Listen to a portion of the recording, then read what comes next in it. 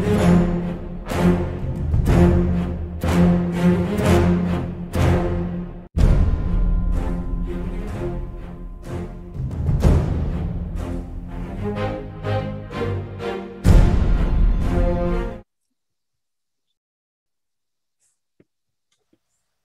know what's great there? What I was trying to do was unmute my mic, and I ended up muting everyone else. And I'm like, so now nobody can talk. Now nobody's happy. You know? Hi, hello, and welcome to Idle Champions Presents Fool's Errand. This is episode 1, 4, however you want to count it. It doesn't even matter. Tough luck. Now, I want to give you all a heads up. We got some of us have storms going on right now. Some of us are recovering from vaccines. We have a number of both technical and personal snafus we're dealing with. So, hey, you know what? If something goes catastrophically wrong, we'll recover and be right back. And if I crash, which I think I fixed, but let's be honest, y'all, I thought I fixed it last time, we'll also be right back. So, with that being said, let's meet our heroes, starting with the very appropriately dressed and piratey, Christina. Yarr, Avast hearties. My name is Christina Ariel, and I am playing Ariza, Asimar Cleric Bard, Pirate, and I'm just here for a good time. I mean, as one does. do I have to say stuff about myself? Because, you know, it's there. It's true. Mark? Hello, I'm Mark Muir. I'm going to be playing Bailoff the Entertainer, and I have with me his staff, but it's a very unwieldy prop to fit into a Zoom window, so this might be the only time you see it. And looking very forward to this, the second leg of our campaign. That is true. Also, it's theater of the mind plus, though. It's mind plus. Like, you can imagine the staff from the hint there. Returning champion, Aaron of the Thousand Evans. I'm Erin M. Evans. I am playing Havalar, tiefling fighter who's definitely here for some shenanigans. I maintained, like, what does she have against tieflings? Like, I mean, why don't you ever, like, fight other things, Havalar? I mean, why don't you just be, like, a tiefling fighter? But Well, they keep being in front of me. And joining us for this next 3-part leg of our extravaganza, I know I said I was going to go in the order that we're on our stream, but I'm actually going to skip ahead because Jen has a multi-stage thing to share with us here, so I'm going to jump ahead to Adam. I'm Adam Bradford. I'm the CDO at Demiplane, and I am playing Briv Steelmarrow, and he is joining this because it is called A Fool's Errand. So I think it's pretty much this entire thing. He's the title character in A Fool's Errand.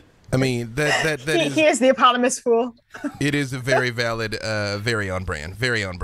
And last, and certainly not least, new to Idle Champions, if you would, Jen, both introduce yourself and who you're playing, and also that super dope thing that you're wearing. Yeah.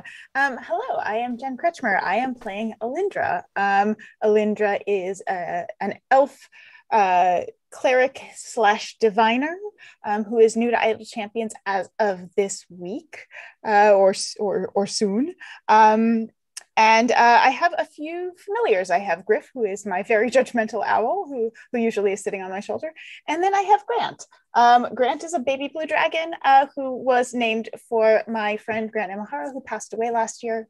In his honor, we have added the Grant Familiar to Idle Champions, and all of the purchases of the Grant Familiar will be benefiting Grant's, the Grant Imahara STEAM Foundation, which is the foundation that was created in Grant's honor to celebrate his legacy, to celebrate young people in STEAM. So it's internships, it is scholarships, it is different programs to help young people who are interested in STEAM get involved. So you can pick up Grant in the game right now.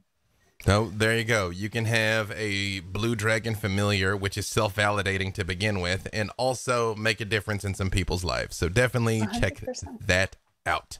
Again, as you know, your votes in Idle Champions directly impact the flow of our stream.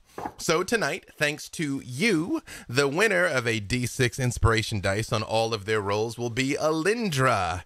So I know you're just joining us for the first time this week. So Alyndra, anytime you got to roll a D20, just roll a D6 and add it to it, the whole show. So it's a pretty powerful bonus. Thank you. Don't thank me, thank the people. I am thanking the people. Oh, Thank you. that was you thanking the. Oh, right. No, it makes way more sense. Okay, right. Also, thanks to you, Havalar will receive inspiration on the roll of her choice, which, as you know, we have zhezhed up a little bit to make it a luck die. So you will have one luck die, Havalar.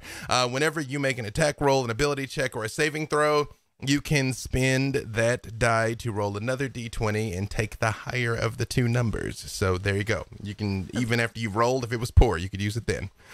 Thank you, people. The vote for next week's episode starts tonight. Once you're done here, log into Idle Champions to weigh in and get some great perks for yourself as well. Also tonight, we will have 2 Idle Champions chess codes. The first of which is, I'm just going to say it, I'm not even going to attempt to spell it, a Fool's Errand. Which broken down is Afu Lesser Rand. There you go. It's like you're summoning something. Like Afu Lesser Rand. A Pro fool's tip: errand. when you need a verbal component, just take a phrase and break it up strangely. Chess codes. There it is, just chess codes. Chess codes are your verbal components from here on out. And the second one will be revealed after the break. Also, we are giving away the new unreleased Icons of the Realms Boneyard standard booster boxes. I've been told they're being released at the end of the month, so their release is imminent. I have these myself. They are incredibly dope. The mods, please drop a link into chat, and we will announce the winners for all 3 of those at the end of the show. Also, I believe if Alyndra is not available now, she is available imminently to join your formation, along with the Pirate Havalar, Bailoff, and Ariza skins that are all available as well. And with that, on with our story. Somewhere in the cold water far to the north, a drowish submarine from the Bragan Darth breaks through the surface of the water as the Scarlet Marpanath surfaces for the first time in 3 days, pulling up to the dock as the lid of the sub swings open. And a very, very exasperated halfling pops out of the top and says, oh my gosh, like I didn't know we were gonna be down there for like 3 days. Did you got what? Are you can we go, you guys? Yes, I would say so. It's time to disembark, shall we? Where are we? I've been disembarking the whole time we've been on this ship. Get me off of here. Oh wait, no. Let me just. You got a little, and freely hits you with a prestidigitation to like spruce you up again. Thank you. Wait, Havalar, how'd she get seasick under the water though? Like I just feel like it was fairly just straightforward. I didn't ask because when I talk about people being seasick, it makes me seasick. So, but we should get her out of here because I don't think it's fun. Also, you're standing in the way. That's why we haven't disembarked. From behind you, you all hear a voice in the very dark sub underneath. If left to their own devices, the drow have no light sources whatsoever because they can see just fine. You hear Breaking Jacquet's voice. Well, we enjoyed having you all aboard, but I think this is your stop. Thank you for the ride, but also, yes, I would like some sunshine. Where's Zuni? Oh, well, we had to work some alternate spatial accommodations for your 3,000-pound friend. She's waiting outside on the dock. That's really convenient. I was afraid we were going to have to get her out that hole. All right, I'm ready. Well, so long, my friend. I have to say it's been a pleasure being confined in close quarters in the darkness with some fellow drow again. Always a pleasure. And yes, remember, 2 VIP, Jarlaxle and I. Oh, of course. I look forward to welcoming you to the Black Pits. You'll find that the concession prices are very reasonable. Already looking forward to it. And as you all make your way out onto the pier, the sub silently glides back out into the water and is gone. Now, before we move on too terribly far, do I have a volunteer to recap what happened last time? This is the next chapter of our narrative, but the first chapter has already taken place, so... Yes, I think I could do it. And in fact, I do it in-game. Bailoff, as he steps onto the dock, says to somebody, throw down a hat, and casts Major Image as imagery sort of plays out, slightly more cartoony versions of ourselves and our old compatriots, as Bailoff relates what happened. In fact, he does the whole adventure, but for the sake of the audience, I'm going to just do the wrap-up. And so, our party of champions found ourselves in a sea cave beneath a certain sailmaker's shop, in search of Madame Hoistsail, a cultist of Umberley who had designs upon the entire Sword Coast. Making our way stealthily down, we found a ship crewed by specters or some other phantasms, recently deceased, as it were. They went about their business and more or less ignored us, but we noticed that the local fauna was suffering magical effects from their presence. The sea birds had been altered, much like the abyssal geese we had encountered earlier. We dispatched them, or rather I did, with a fireball, and decided to just pull our swords and attack. The ghosts didn't really notice, but we did discover aboard the ship their slain forms. Yes, the entire crew had been sacrificed to Umberley, and down in the hold we heard chanting, which never bodes well. So we began our descent. Oriza thought it wise to set all the bodies on fire at that point. We were aboard the ship at the time, but I'm not going to question her strategy. We found ourselves in combat with Madame Hoistsail herself, and the summoned beast, which all the magical shenanigans had been for, a kraken. Apparently one with an infinite number of tentacles. I wonder who we have to thank for that. In any case, we managed to sufficiently disrupt the summoning through a variety of means, Melf casting multiple dispel magics, a banishment spell by myself on Hoistsail herself, and a coup de grace, a banishment on the severely weakened Kraken. And so the Sword Coast was saved, thanks to we champions. Please give freely, townspeople. Please give freely. But, give me what? Oh, Money. Yeah. Right, yes, yay, Bailoff. And you see, That was so good.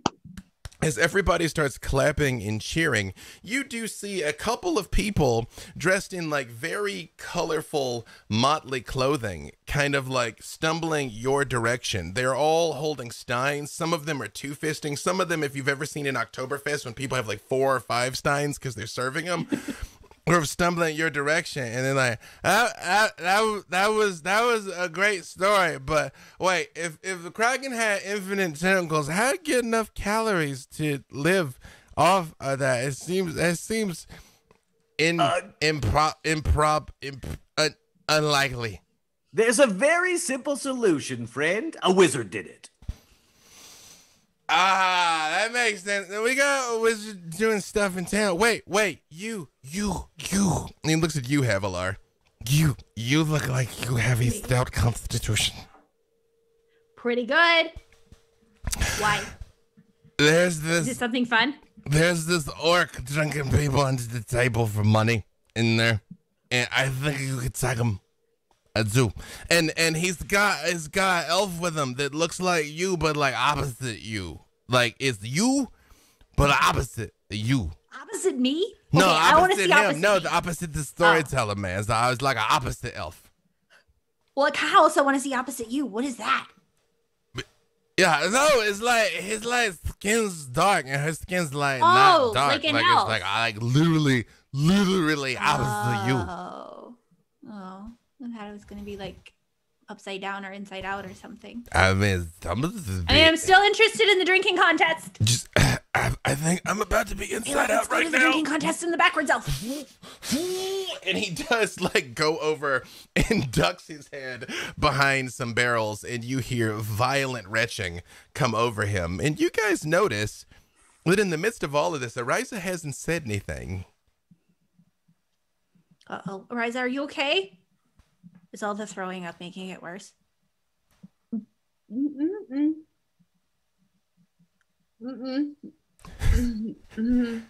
I can handle it. Ariza, you feel like as you're trying to steady yourself, you also start to feel that pull that you've become accustomed to. That is, you very much are like, this isn't happening to me. This just isn't happening to me. You feel yourself slipping away.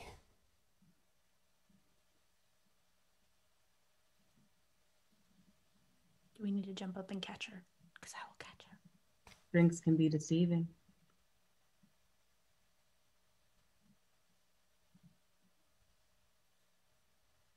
Some things that seem mean are just hungry.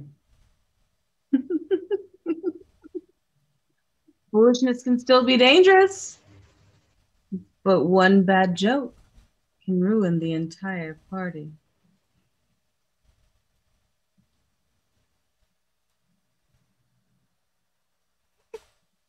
No, really, I can handle it. I'm fine. Ariza, you just issued a series of cryptic pronouncements. You did the spooky thing again. I got seasick? It's not really spooky. I mean, it's more of a condition. It's actually quite common. Most people, enough so that some people put medicine on ships for it. No, you did that thing where you're like, looks can be deceiving. Some things that are mean are just hungry. Like that thing you do. And you like laugh a lot. Yeah, you were prophesizing, I suppose. Yeah, that's true. Are you an oracle, Raja? Are you? I know I tell really bad jokes, but that was just terrible. That's true. No, you said something about a joke too. A bad joke ruining a party. Oh, we're doomed if bad jokes are going to ruin a party. But That's valid. Okay, so you guys, I know I said Echo Bay something terrible was going to happen because we were all together, but this time, there's only the four of us, so maybe we can just have a good time this time and nothing bad's going to happen. All we got to do is not tell any bad jokes. We're going to die. We're going to die. Maybe we'll go out fighting though. That is true. That is true. As you guys look Fighting over, for laughs. as you guys No look, bad jokes. Oh, it's true. Doom. Hey, but nothing happened. Doom Nothing in happened. the first 30 seconds. Doom. As you all look out over this sleepy little town set against very towering mountains, it's kind of like the drow sort of like lets you off right into like where you can tell the town probably gets its water supply because it curves up fairly sharply. The nighttime mood in Hornfirth is one of mirth, friendly mockery, gluttony, off-key singing, and drunkenness. Not necessarily in that order. Every person in the village is seemingly gathered along its main streets, many wearing outrageous clothing of garish patterns and colors, never meant to be matched up in nature. Ariza, it makes you even more queasy than the sub did. Shops and houses have their doors flung wide for folk to share homemade drinks, sweets, and snacks. Raucous laughter rises everywhere at once, but trying to push through the hooting crowd is like navigating an obstacle course. The Festival of Fools is in full swing. And sure enough, people are out in the streets, drinking, carousing, having a wonderful time, but you do hear a particularly loud "Oh!" come from a nearby tavern. He can't what get. He hasn't even got up to go to the privy. Where is he putting all that ale? Did I hear, Havalar, did you say something about a drinking contest? Man who threw up said something about the drinking contest. Well, we seem to be here at a festival. Why not? Drink. Would you all like to head in that direction? I think so. As you all make your way over, and sure enough, as you look in here, so again, the streets is filled with people carousing and rebel rousing, and there's music and very off-key singing, and it is an incredibly festive atmosphere. Festive atmosphere. And sure enough, inside of this tavern, there is what looks like a battlefield. There are sentients of every manner imaginable, just strewn over tables, collapsed over booths, draped over barrels, empty steins line the floor, and there is an orc sitting at the table, looking completely fine. What does Briv look like? Briv is wearing nothing, it appears to be nothing, but a kind of loincloth, tabard kind of situation, and he has no boots on, completely barefooted, and he's got really just messed up, tousled hair. It looks like he probably hasn't slept or showered for several days. And otherwise, he just has a big tusky grin on his face. And you see that there are several empty tankards placed all around him. And it looks like he's been thrown down for some time. And you also see standing nearby, watching, perhaps only slightly disapprovingly, a very beautiful elf. What does Alyndra look like? Alyndra has a slightly bluish gray, very fair skin. Her hair is a silvery gray that fades to blue at the ends with one red streak that runs back through it. She wears a headband and is wearing a scale mail. Around her neck, she has a number of different charms. And on her shoulder sits an owl looking extraordinarily judgmental. Coiling often into her pack or onto her shoulders is a small blue dragon who peeks out, looks around, and then ducks back in. She also has a slightly smug look on her face. And what did you do with your shoes? Thou shalt not judge me You for had them mine yesterday. decisions. Thou shalt not either. Get thine owl out of this establishment, if And it is Griff going just- to look at me thusly. Griff's eyebrows just narrow. particularly Where's another? judging. None can stand against Briv the Booze Slayer. Havalar, The booze slayer. you very much hear none can stand against Briv the Booze Slayer. All right. So first question, can Zuni come in or does Zuni have to sit outside? You can tell, like, this is a place for animal lovers. There are big bay windows where she kind of can get her head and torso in. Of course, where she can look around. This time, you see, as Zuni walks through town, it is a very opposite reaction as she got in Echo Bay. It's this 3,000-pound Nessian warhound the size of a horse. People more look at her and then just kind of like rub, and you see one guy looks down in the mug of what he's drinking and just pours it out. He's gonna be like, hey. Turns and walks away. I am gonna make sure Zuni's muzzle is secure. She's stuff.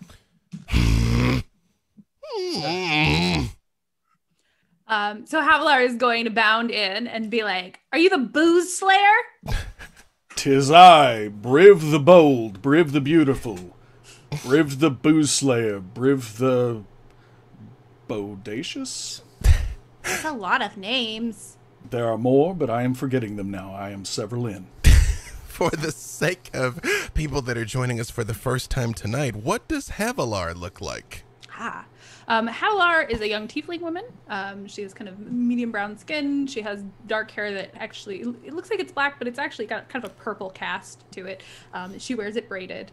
And she's wearing sort of fitted armor. And she has a big glaive that she wears in a harness that's strapped to her back, which she's very adept at moving around with, despite having like basically a broomstick stuck to her back. And she's very excited to be here. And not in that submarine. And her bossy sister is not here to tell her what a bad idea it is to get a drinking contest with an orc. All true. What does Bailoff the Entertainer look like? Bailoff is a drow with piercing red eyes, long white hair, which he lets flow freely. He's wearing black in the tradition of drow, though you can see that there are deeper purples within that. Oddly, he has absolutely no spider motifs at all in any of his clothing. And he's carrying a staff. It looks like this. And last but certainly not least, Ariza. Ariza. What does she look like? That's all. My kid just threw a ball at the door. I am an Aasimar cleric bard, and you look at her, and she has golden brown skin, and she has her hair in an afro. She is adorned in pirate gear. She's wearing a all white ensemble and boots, and she has her brown corset, all gold accents, and she's kind of baller. Both Alyndra and Briv, give me either perception or history, whichever's higher.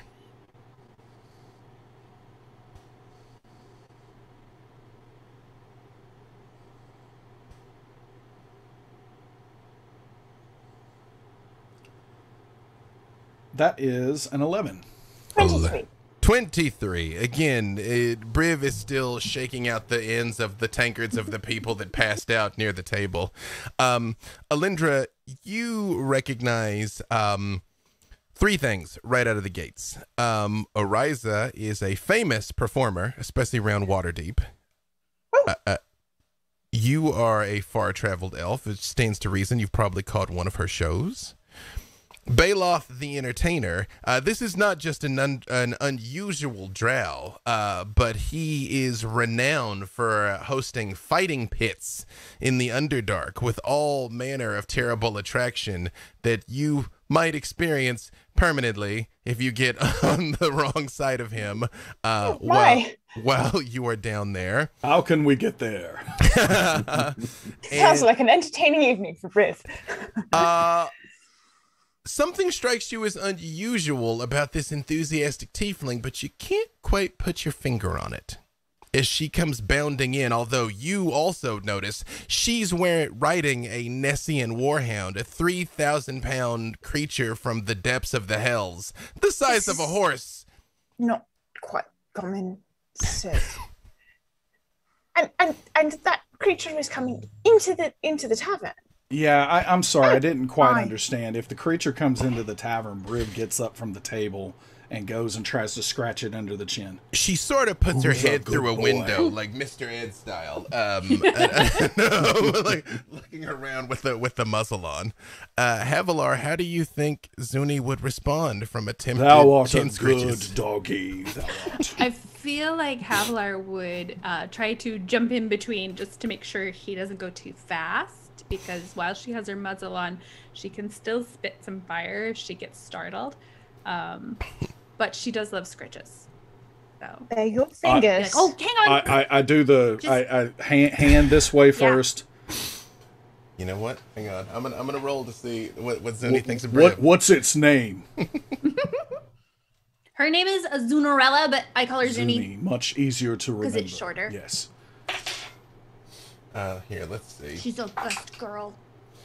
Briv, you feel a very long tongue slide out and touch the back of your hand, but you very promptly feel heat, like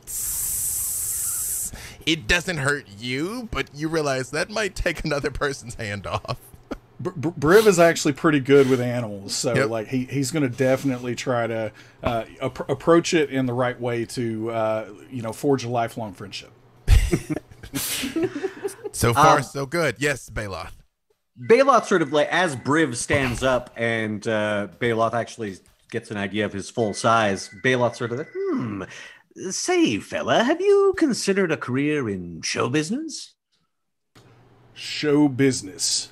I Yes. show my business every time I fight, and I pull out the sword, and this is going to be a little bit of a double meaning, because as I pull out my sword called Steadfast, I meant the sword, but my loincloth also kind of pulls up with the sword, and you see that he doesn't wear a lot of clothing underneath the loincloth.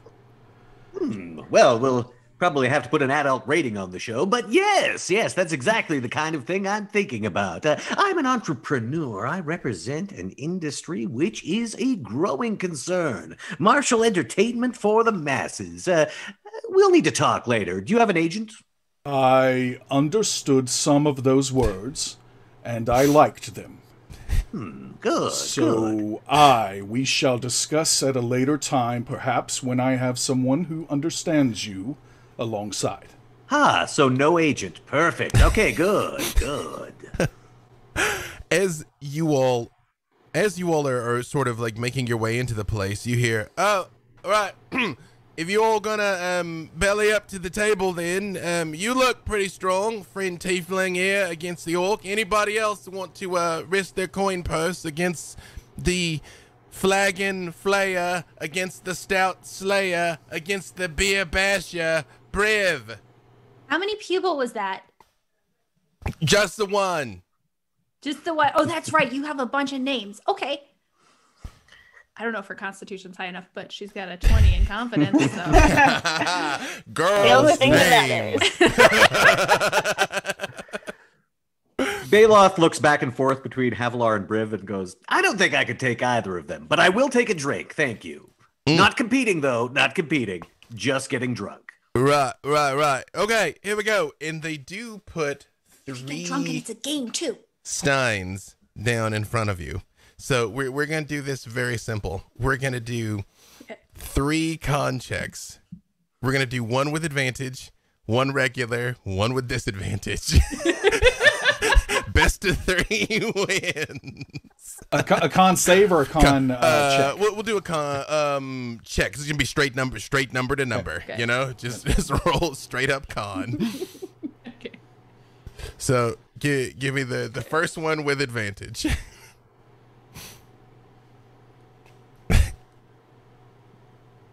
It's a dirty 20. I got a 21.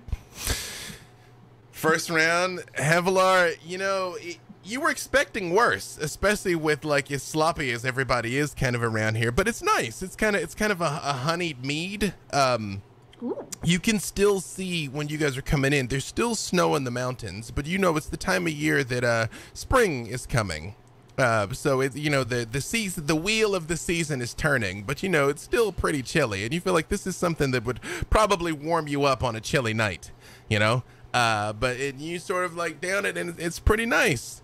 And as the barkeep gets in and like looks really close at you, Havalar, and then just elbows you, Briv, and goes, "Oh, I don't know, mate. I think she might have you this time. She might." There are another one? only winners here. That's what I'm thinking.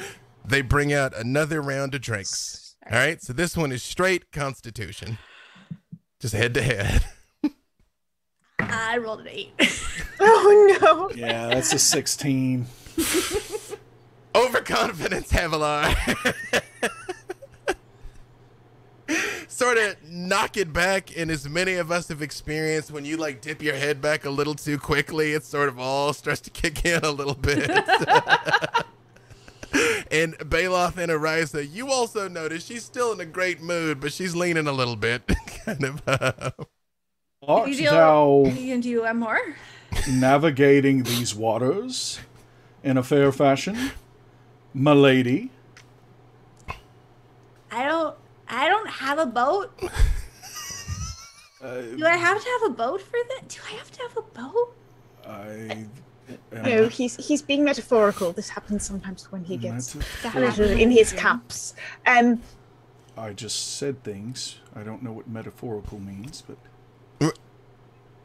Final I'll round. explain to you. Final round. This is at a private stash. It is, and you see he's like he starts dragging out a barrel that is jet black, like it's been burned. Do I recognize that? Same thing. Give me perception or history. The history. it's like when the final round seems like you are in mortal peril. Yep. So that's a 23. This is whatever goes in these parts of the world as Jägermeister.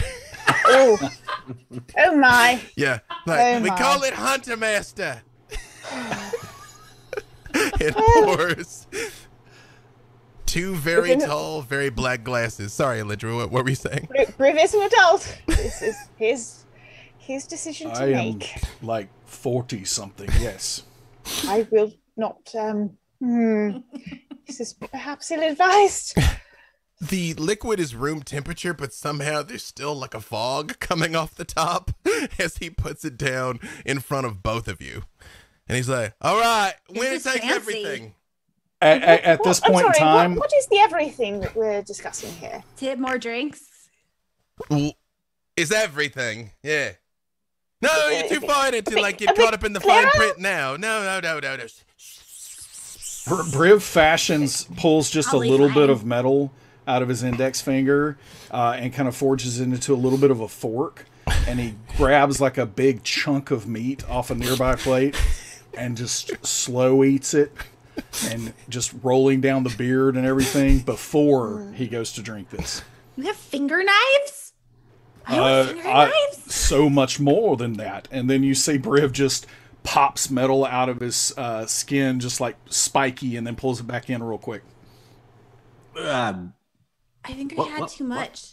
Did he just turn into a porcupine? It was magical things to my ancestors. I have inherited some tricks that give What? me some interesting one. options. What sort of tricks?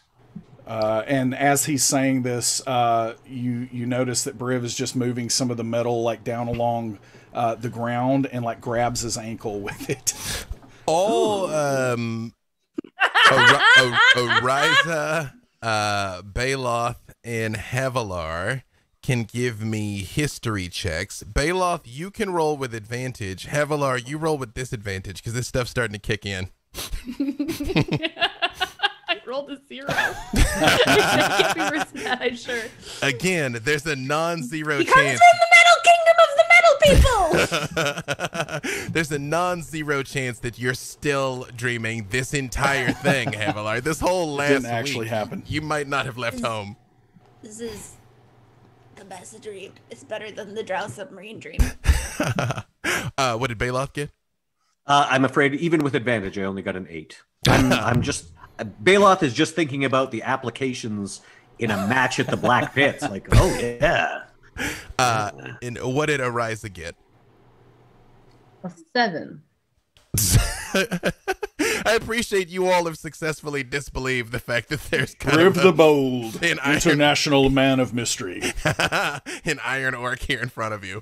And yes, all right, third and final round. This time with disadvantage. Disadvantage? Disadvantage. Oh my. Mm-hmm. Pardon me, are you a writer? I rolled another 20 and I don't get to use it. 13. That was an 18 with disadvantage. Briv. What were you saying there, Alyndra? Oh, I have a particular fondness for bards because I am a worshiper of Akma. So the storytellers, the lore keepers, are my people. Well, you know this particular bard I is am- famous. Delighted that she's here. There's a bit of. Hello, are you? I'm so sorry to bother you, but are you Eliza? Oh, you're not bothering me. Hi. It's nice to meet Hello. you. Hello, Who are you? Alyndra.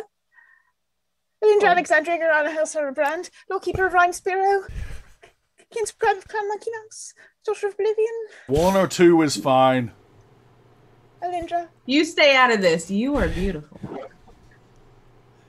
thank you. I just want to say, when you walked up, my heart skipped a little bit of a beat. And Alyndra just doesn't even know what to do with this. She's so overjoyed. You should once in wolf sheep, and it was extraordinary.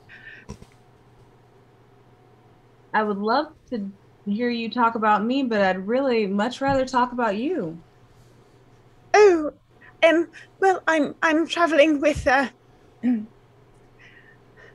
She looks over at Briv. Friends, and we figured there was a celebration to be had here, and it might be an interesting stop. So, let me buy you a drink. Do you drink? I do, but please let me buy you a drink. And right when you say the words, "Let me buy you a drink," Briv and Havalar both throw their cups back, and Havalar just keeps going. And going. Oh no! Oh no! I believe I might be able to. Briv immediately gets up and goes and like pulls her chair back. He doesn't like grab her at all. He grabs the chair and just like rights the chair, and hopefully she comes with it. It tastes like licorice and bad choices. I have been there.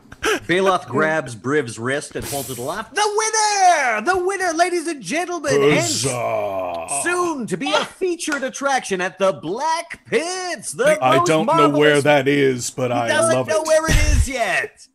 You see a small crowd has gathered because everyone can see Zuni from across the way, and as they get closer, kind of like peeking their eyes in at these unusual people. And the barkeep comes back with a small stone box, and he's like, well, normally this wouldn't be till the end of the Festival of Fools, but I don't see anybody topping you. Here you go, the champion's signet. And he puts the box down in front of you, Briv. I open it like a child on a holiday morning. Thanks to you, the players of Idle Champions, you all voted that Briv Steelmarrow would receive a magical item this week. Although I, having some experience with Briv, know that he needs neither weapons nor clothing. And as such, you have been given... Argue with the clothing bit. Not For that I don't everyone want to give it to else's him. sake. He just won't put it on. A ring of evasion.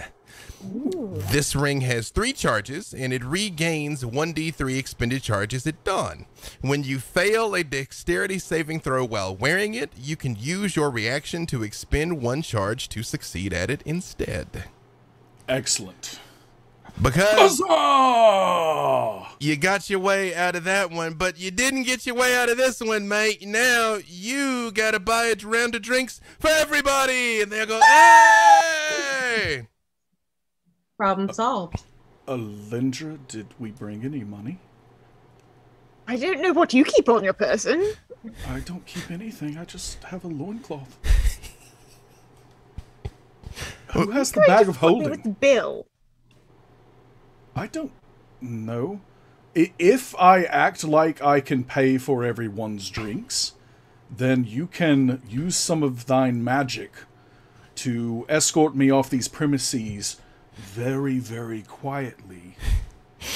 Is that correct? Is it... Could do that. Is it your goal to try and talk your way out of having to pay for it? I do not have...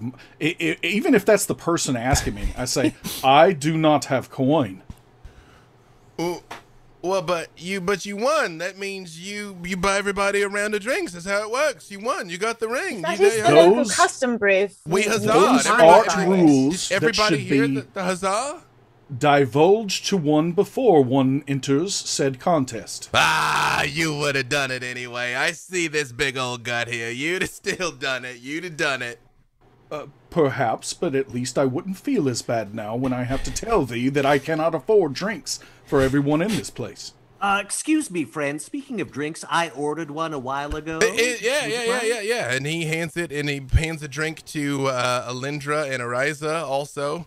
And he's like, I was hoping he was going to go to puts the coin kitchen down again. on the bar and tips well, and also gets 2 waters, hands one to Briv and says, "Drink that," and goes over and hands one to Havalar and says, "Drink that." It's from the champion stash. Drink up, drink up, drink up, drink up. Can you excuse me for 1 second? Mm-hmm.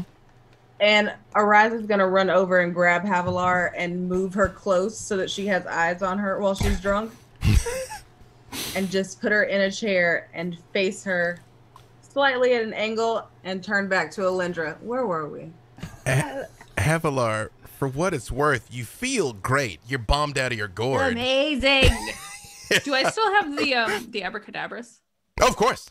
Oh yeah, no, that's yours. Yeah. Permanently. Yeah, I'm gonna make a sandwich come out of that. The sandwich sounds good right now. Any particular kind of sandwich that you'd like to make? Oh man, grilled cheese. It's Definitely grilled cheese. It's a displacer beast cheese sandwich. Comes out of the abracadabras. That's a deep cut for like the champions of color. lore friends here that are with us. So does the sandwich look like it's another kind of gourmet to appreciate. like? Does the sandwich look like it's a few inches away from where it actually is? It's true. With like those like have to cheese bite. Reach it, it tendrils just around vanishes. it. Makes your mouth feel like it's here and here, Yeah. but it's here. Like after you You have want another to try it? I bet it's Kinda. even better with this licorice death stuff I just did. Imagine how hard it would be to eat a displacer beast cheese sandwich when you were already tipsy. I feel like maybe it's better, right? Because you're already a little like. It's true. Just like right Might in be on the it. only way you can eat It's like. one. It's right. It is, however, magnificent as everything that comes from the abracadabras is. And Briv, you do see her. She puts on the desk what looks like a small wooden chest that you very easily could carry. And she flips it open and she pulls out a hot steaming cheese sandwich that she just bites into happily. What manner of witchcraft is that? I don't know different kinds of witchcraft, but an evil cleric of Umberly gave it to me, but it's not evil. It makes good sandwiches. Do you want a sandwich? I perhaps want a sandwich, but I am also... Makes other stuff too, Can but it the make sandwiches anything? Are really so good. I tried getting it to make the eye of Vecna, but it just made an eye. You can't make IFF. Can it make enough gold to pay for all the drinks in this bar room? It can't. I don't know how much the drinks in this bar room cost, but it can make some. Maybe we could try it. I would owe thee one, newfound friend. Well, I say, can you make enough gold to buy the drinks in this bar room? I know there's a gold limit. I was on about to what it say, can let make, me see if it But can. I don't How actually much- know how much a bar's worth of drinks cost. I mean, like a gold piece Small like town. feeds a family for a year, I think, Well, right? Or Well, then It's- sure. So, well, It's two things. One, the abracadabras cannot make that much gold. Oh. But two, it will be 25 gold because you're buying drinks for everybody. Like there's a 25 crowd gold? now. Yeah. Unless you all want to try and talk your way out of it. Otherwise, 25. I shall not talk mine way out of this. I shall use mine fist, if it is required. But if everyone would like to do this the easy way, I air quote because this is what Alyndra. So I knew this lass long ago named Jen. Red-haired beauty, wonderful, wonderful lass. But Alyndra tells me all the time that I am to use the easy way, which is for some reason not using violence or mind fist. That sounds boring to me, Briv. Like this Bailoff. Though there's also the simple way of just paying 25 gold. Drinks are on me! And me! And Briv! Requirement. This, oh yeah, Bailoff and Brad, woo! Do you pay for the drinks, Bailoff? Oh yeah, Bailoff pulls like 3 platinum coins out and says, "Keep the change, friend." Oh, Huzzah! name my next son Bailoff, I will. Hey, all right. And Is there money like that in these black pits? Oh, yes, all the money I'm you sorry, could think of. the Black Pits. Yes, perhaps you've heard of our fine establishment. I have. Is Briv? That's not sort of. I mean, you might do well there, but it's probably not the place you'd want to. Why? It's your life. Oh, I'm sure someone of Briv's talents would have no trouble cleaving through the competition. Are the people who participate in these black pits evil, or are they just kind of all right? They are evil, yes. I mean, I don't ask prying questions. It's none of my business. But I slay evil, 'tis what I do. Oh, there's plenty of evil things you could kill down there. Very well, we shall go. When can we go? Well, you'll just need to sign this We're contract. An X will going be to fine. wait a moment on the contract, so that No? requires some All right, review fine. here. Fine. This is what I take a look Alyndra at the tells me contract and is what's in there. and legal team. I'm going to evaluate that Good contract idea. on every possible level that I can, since we've done this in Avernus. Yeah, you see a number of it looks like this contract probably was drawn up by an infernal lawyer. Bailoff probably farmed that out. He actually, yeah, there's a legal firm, and you see that like its address is like in Avernus. Oh yes, Fort Knucklebone. Eh? Yes, yes. but if we're not signing this right now, that would require We a much shall more do in-depth it later. negotiations process. As you all are here sort of like looking over the contract and trying to figure everything out, Ariza, give me a perception check.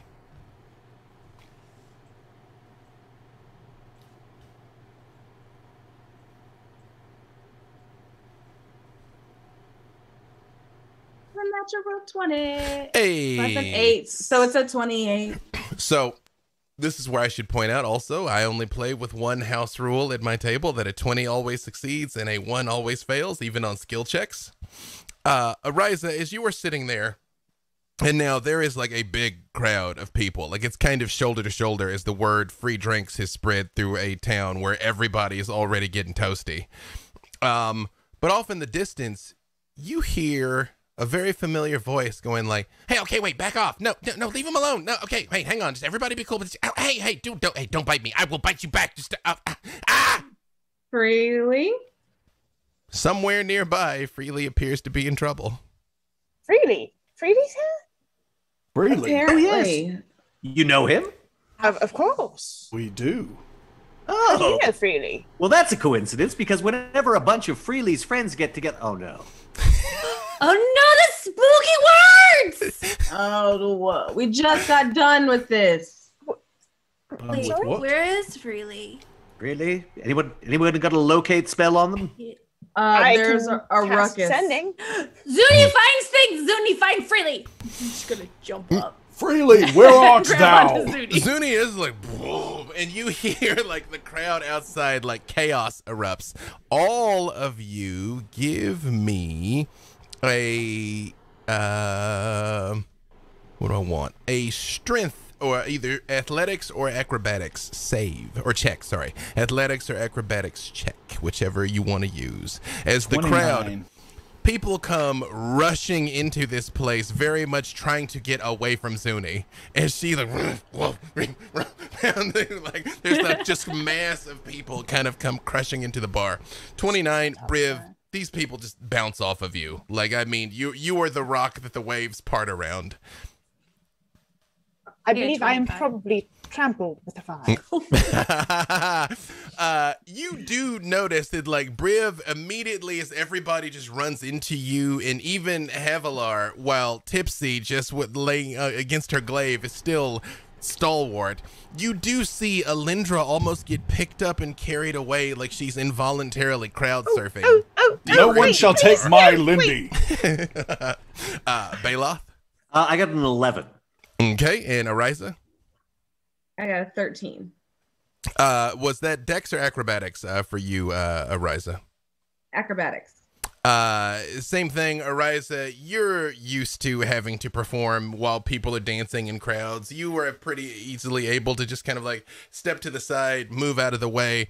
Bailoff, you also kind of just get pounded by this mass of people, but you see a lot of very thickly bearded men that are like, we heard you're paying for fighting men. We some of the best fighting men around. Come on. And you know when people are like way too drunk and way too friendly and kind of like getting a little handsy and like very much still kind of just pushing all over you, Bailoff. I cast levitate. I'm up near the ceiling now. Sorry, friends. Only have so many contracts to go, but there's always a need for cannon fodder. So please keep me in mind. Here's some pamphlets.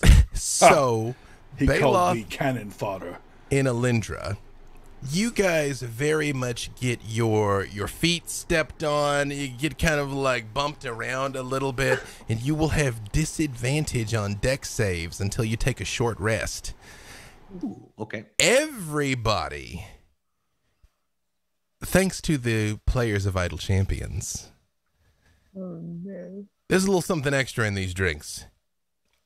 He wasn't kidding when he said he brought his own special supply, and he did. But it is strong. Much stronger than you think that you were ordering, which will come up again.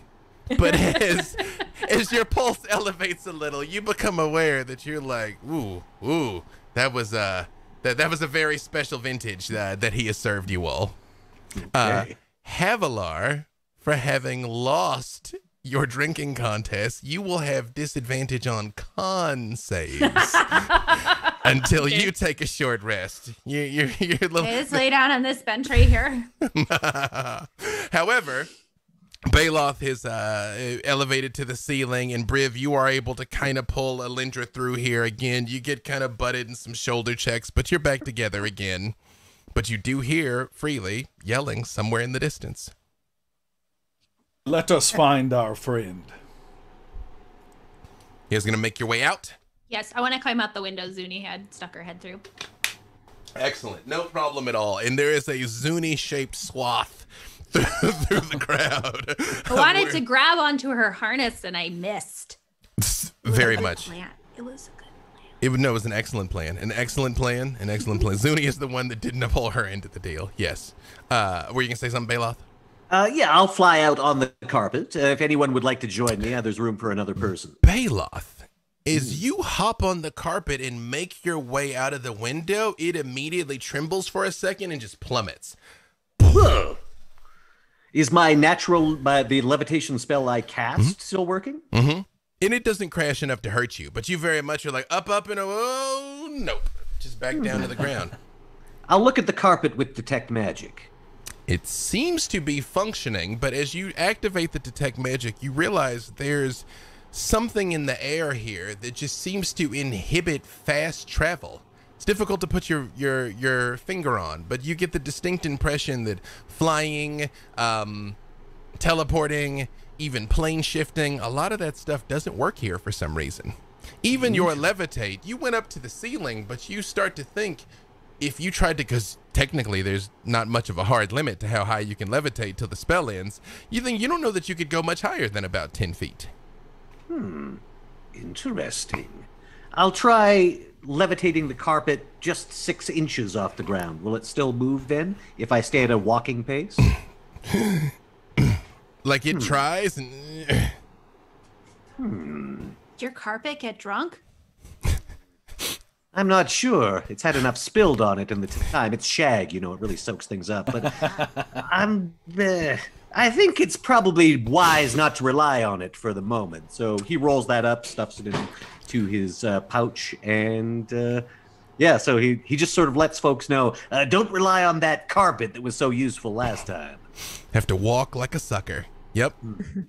As you all make your way through town, you see as Zuni walks by, or you kind of don't actually see Zuni because she bolts, but you can tell the direction she went.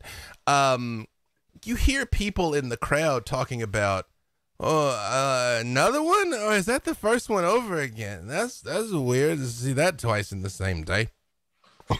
I'm sorry, what twice in the same day? It's like a fire horse thing. Did you see the fire horse? Fire horse. Yeah, it just was a fire horse with a metal face. But it's the second fire horse I see. I don't think the other fire horse had a metal face. I see a fire horse. Does this sound like anything I'm familiar with? I mean, Zuni does have certain fiery elements and was wearing a metal muzzle, but other than that, just the description of a fire horse. Give me either history or religion, Alyndra. Oh, that would be a natural 20 plus my d6. Well, with a natural 20, there's all so that's already a 32. So it is ultimately a 33. I mean, that's what she does. She knows things. Can I know things, apparently? Apparently. Did you include your D6? Let's just ramp it all up. Okay, great. Yeah.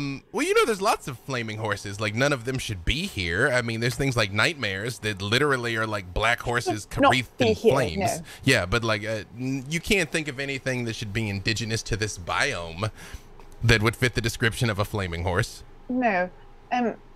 This is quite strange. Where was the other flaming horse? Yeah,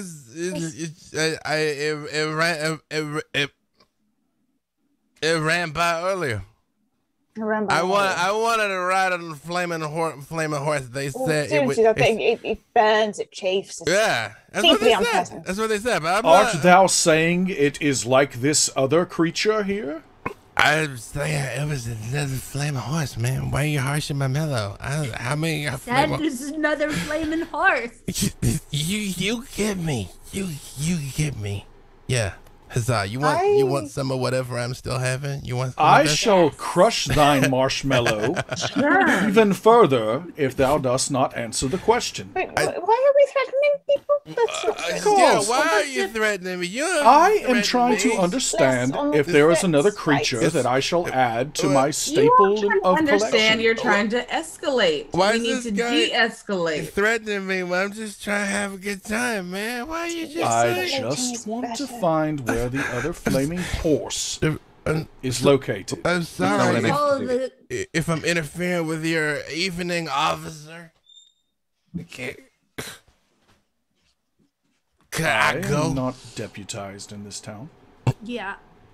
We should follow. Freely. We're looking for Freely. Where Freely is. I would like to cast. And Zuni. I will say, this might affect what you're going to cast, Alyndra. At that exact second, you hear something you are very used to hearing, which is the sound of Freely's Eldritch Blast. Oh, there he is. Yeah. Hello, Freely. Alyndra? What? Is that Why Alyndra? are you here? Yes, hello. Here, hello. I send Griff up. When Griff flies up, you see at the end of an alleyway, you can see something that is unusual even for the experiences you found your halfling friend in. He's standing with his sword out, lit on fire with the green flame blade, and just swirling it in front of him, but clearly not trying to do any damage. And there is a pack of dogs in front of him. There's 8 of them. And he's just waving his sword at them. And you see the Eldritch Blast. He's just kind of back off, not trying to kill the dogs. Behind him, you see a small red creature that Griff can't really get a good look at because Freely's clearly defending this red thing from the dogs. And you see that through Griff's eyes. Basically a block over, like an alleyway between some of these buildings. Right. Perhaps we should go there. Freeby's over there, and I'd point. And there's a block in over a block here, a bunch of dogs and some strange red thing that he's defending. And I'm as soon as Briv hears dogs, he takes off running. Just follow Briv. He tends to carve a pathway in between the people. I'm just as I'm running, I'm just shoulder checking people, shoving them out. Here uneven. If everybody you shoulder check, like, oh, hey, oh, what's that dude? Yeah, that dude threatened me. You see metal coming out and just kind of moving people this way and that. Bailoff's going to just run in Briv's wake, sort of stroll along behind him. As you all move around the corner, you see the scene as described. There's 8 dogs that are clearly barking and snapping, in freely with his sword, but you know, like the in every movie where you get the torch and you're like, ooh, stay back type thing. And behind him, again, you can't make it out, but there is something small and red behind him. Freely, explain thyself. Why art thou fighting these dogs? Briv, hey man, Tis What are you me. defending No time here? for that right now. Why art thou attacking these good boys? Alyndra, are we dead still? Hang on, what are you doing here? No, we were here to celebrate. I won the drinking contest. I think I won too. Hi, He okay, did. hi everybody. No, ow, okay, wait, no, the dogs don't want to talk. I tried talking to them. They don't want to talk to me. They just want my little friend here, and they can't. You cannot have him. What is your Stop. friend here? You see, as Freely sort of moves out of the way, behind him, you see a creature that stands about 2 feet tall, that is up on its hind legs with its paws out, attempting to look menacing, very ineffectively. It is a little red panda. It's like, and the dogs are biting and snapping at it. And every time you see one of them reaches up and Freely actually puts his clockwork hand in its mouth and gets bitten and just like pushes its head back. And he's like, I'm trying not to hurt these things. We don't want to hurt them, huh? I mean, All right. Did Zuni not come over here? yes. Well, here's the question that I need to ask you, Havalar. If presented with 8 normal dogs and her muzzle on, what would Zuni do? Growl menacingly and drool fire, probably. She can pounce on things and like snap their backs. Although I'm not saying I want her to hurt them. I just want to throw something out there that's very important because the moment that Briv sees the red panda, it is like that moment in the anime where his eyes change and like hearts and everything, and he is just lost in the moment for just a little while. That might be the only thing that will cause him to attack a dog. I will say, Zuni's growl rumbles through the night. It's more felt than heard on a primal level. And you do see 4 of the dogs turn and rotate and look in your direction, but don't do anything. With Zuni standing there, and you hear the like hiss of the flaming drool kind of hitting the still cold ground out of her face. Now, as it's getting darker and darker, she looks pretty metal right now with the flames in her mouth standing there. But it seems to be a little bit of a stalemate. But the other 4 dogs are still clearly trying to get to this red panda, and Freely's clearly trying to stop them without hurting them. What would... You know what? Just, even though this is a simple encounter, let's get it out of the way. Let's go ahead and do initiative.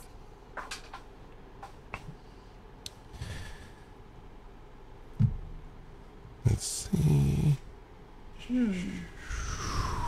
Okay. Oh, yeah. Roll the same number twice. Okay. Briv. 11. All right. Alyndra. Alyndra is 7 and Griff is 9. Just for the sake of ease and all of this, he can act on your turn. Okay. One less thing for me to keep track of. Okay. Havalar. 15. All right. Ariza. 5. Hey, you don't want to get any drool on those like nice threads, Ariza. And Bailoff. 18. Bailoff by a wide margin. You are first. You did say with some disappointment that, oh, we don't want to kill them. That seems to be the vibe, but you know, you got to do you, Bailoff. But that is the scene that you're confronted with. What would you like to do? Well, if he was surrounded by a bunch of folks he could boss around, he'd probably do something else. But considering he's with a bunch of people of equal power to him, Bailoff will play along. And he casts Major Image again. This time, essentially, these guys seem to be after the red panda. So suddenly, a bunch of red pandas suddenly pop out of a nearby alley. And they're all sort of wearing top hats, and they're like, you know, dancing to get attention and waving at the dogs. And of course, there's sound as well, so they're like screeching like a red panda would. They're waving their arms, trying to get their attention. As soon as they have the dogs' attention, they're going to dart down the alley and run away to distract them. Just for the record, I Googled the noise that red pandas make in the attempt to simulate it tonight. I cannot. But do yourself a favor and Google the noise red pandas make. It's They are surprising. majestic creatures. You know? Cute their Yeah. little tails are. They do, and they have a distinctly menacing growl. Like they can growl beyond their weight class when they like when they do that. Look how scary I am thing. Like yeah. Briv.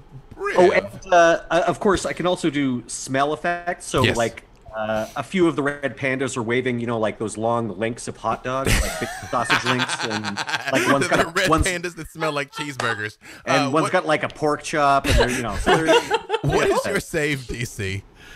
save DC is 19. And is it enter charisma for you because you're a sorcerer? Is their save? I believe it would be charisma. Briv, super got to give me a save, Briv.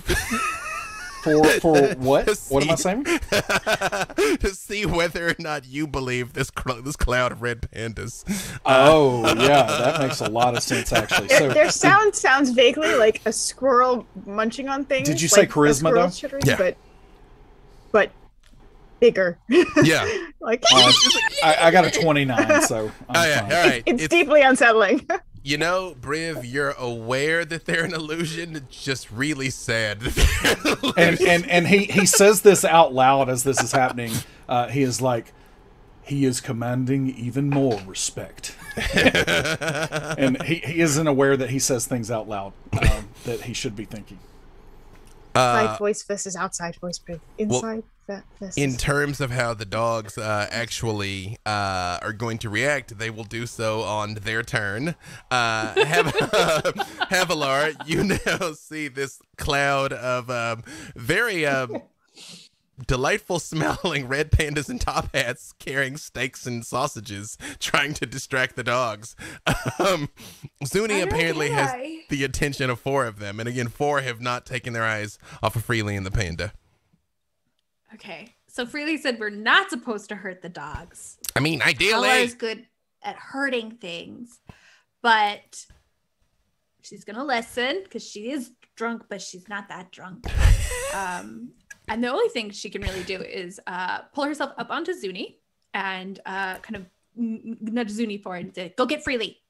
So she's going to try to get the hellhound down the alley so that she can pull Freely and this adorable creature she's not 100% sure she's not imagining up on Zuni's back, where hopefully they will be out of reach of the dogs.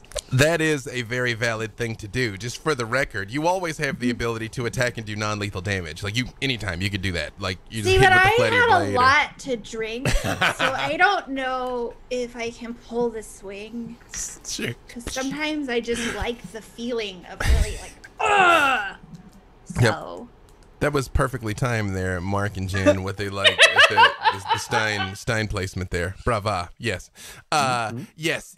Zuni thunders forward, and you see the 4 that she had their attention definitely get out of the way.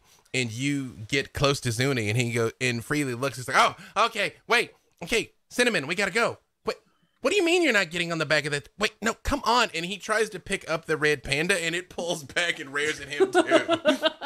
Not to go up on the back of Zuni, because, Zuni could eat it in a single mouthful. Not if it's on the back. She can't get the middle of the chest to do a foot thing. You got to get past the head to get to the back. That's the thing, Cinnamon. Cinnamon's like, you guys haven't thought this through.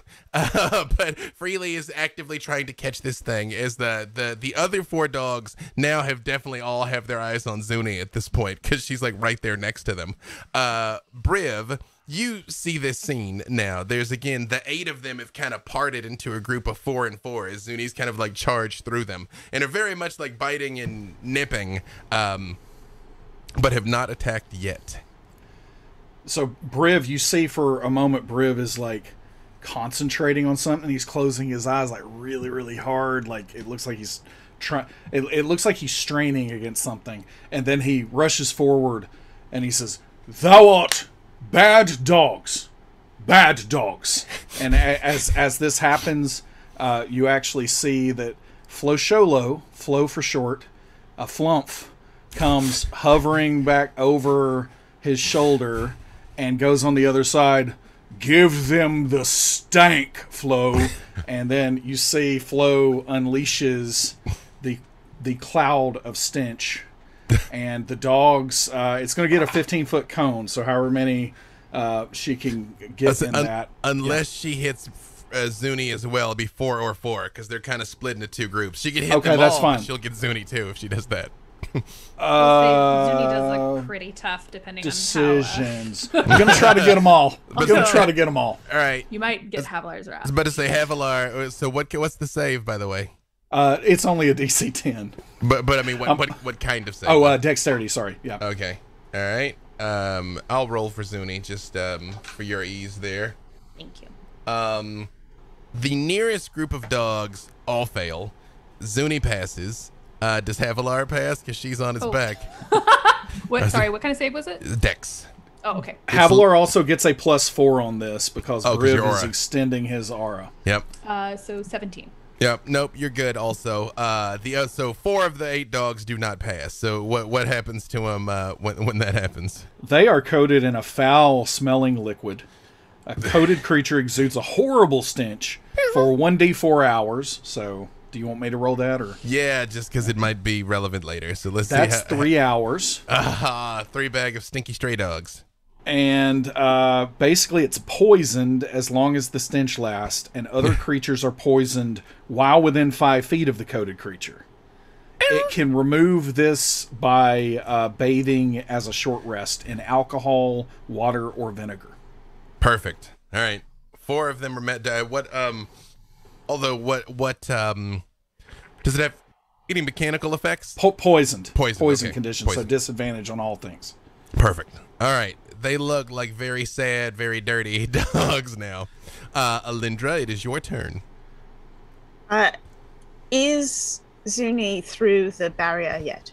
Yes, like she's kind of got 4 very stinky dogs on one side and 4 like hale hardy dogs on the other, with Freely and the red panda, whose name is apparently Cinnamon, right in front of her with Havalar on her back.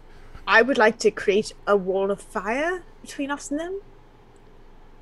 To block off the but I guess to create Correct, the wall to block the dogs. But to still give them access to the illusionary red pandas, I assume.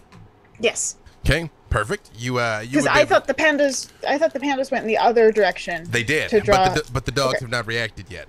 So it's like imagine it's like an alley. End of the alley is the panda and Freely, Zuni and the dogs. You guys, red pandas trying to beckon them out, away from there, and you could drop a wall that would in between us and them. Yeah, that's what I'm doing.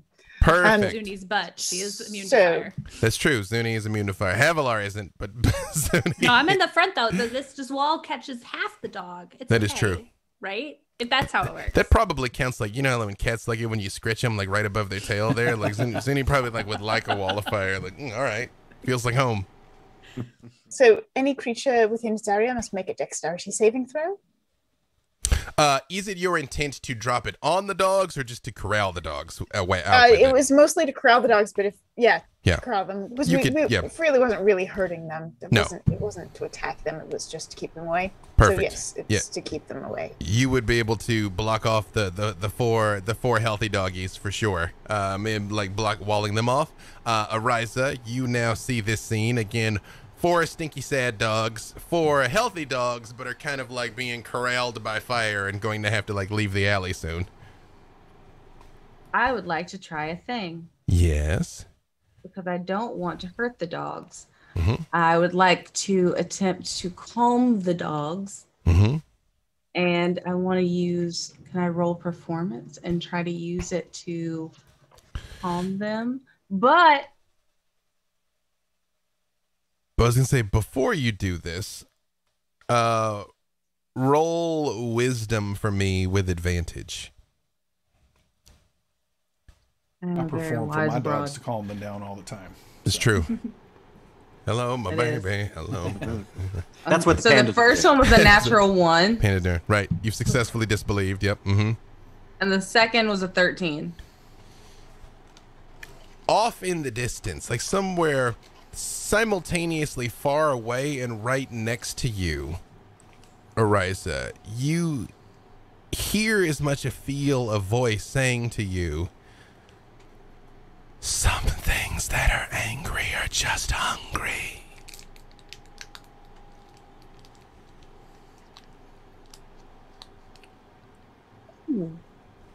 So Ariza reaches into her pouch, and she had shoved a bunch of bar nuts into her purse. Mm-hmm.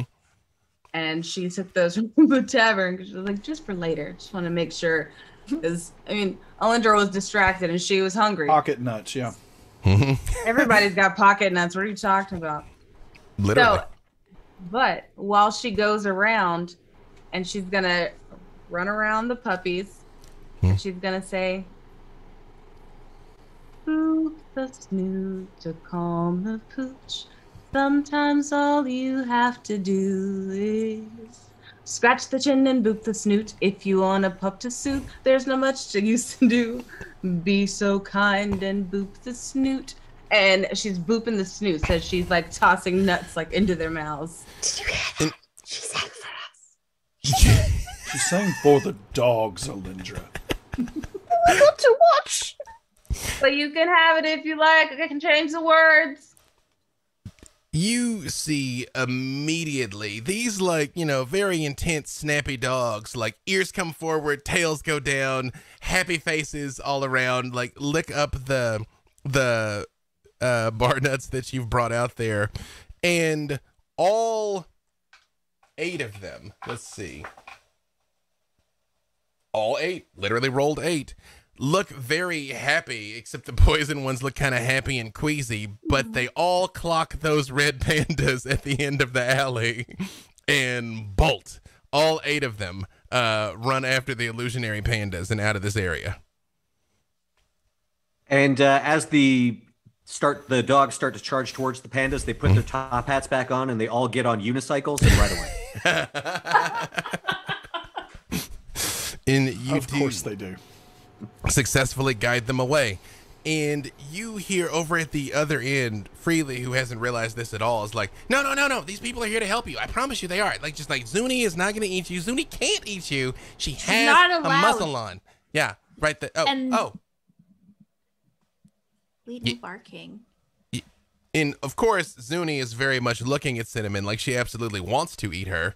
But, you know, and you see Freely sort of turns around and he's like, no, Cinnamon, meet my friends. I don't know why you guys are here, but I'm really happy to see. Wait, oh my God, Briv. And he does run up and hug Briv and goes, ow, you're so pointy. Ow. Apologies. And I pull the medal back. Yeah. I haven't seen you since like freaking Hooperduke. Like what the? 'Tis been a lifetime.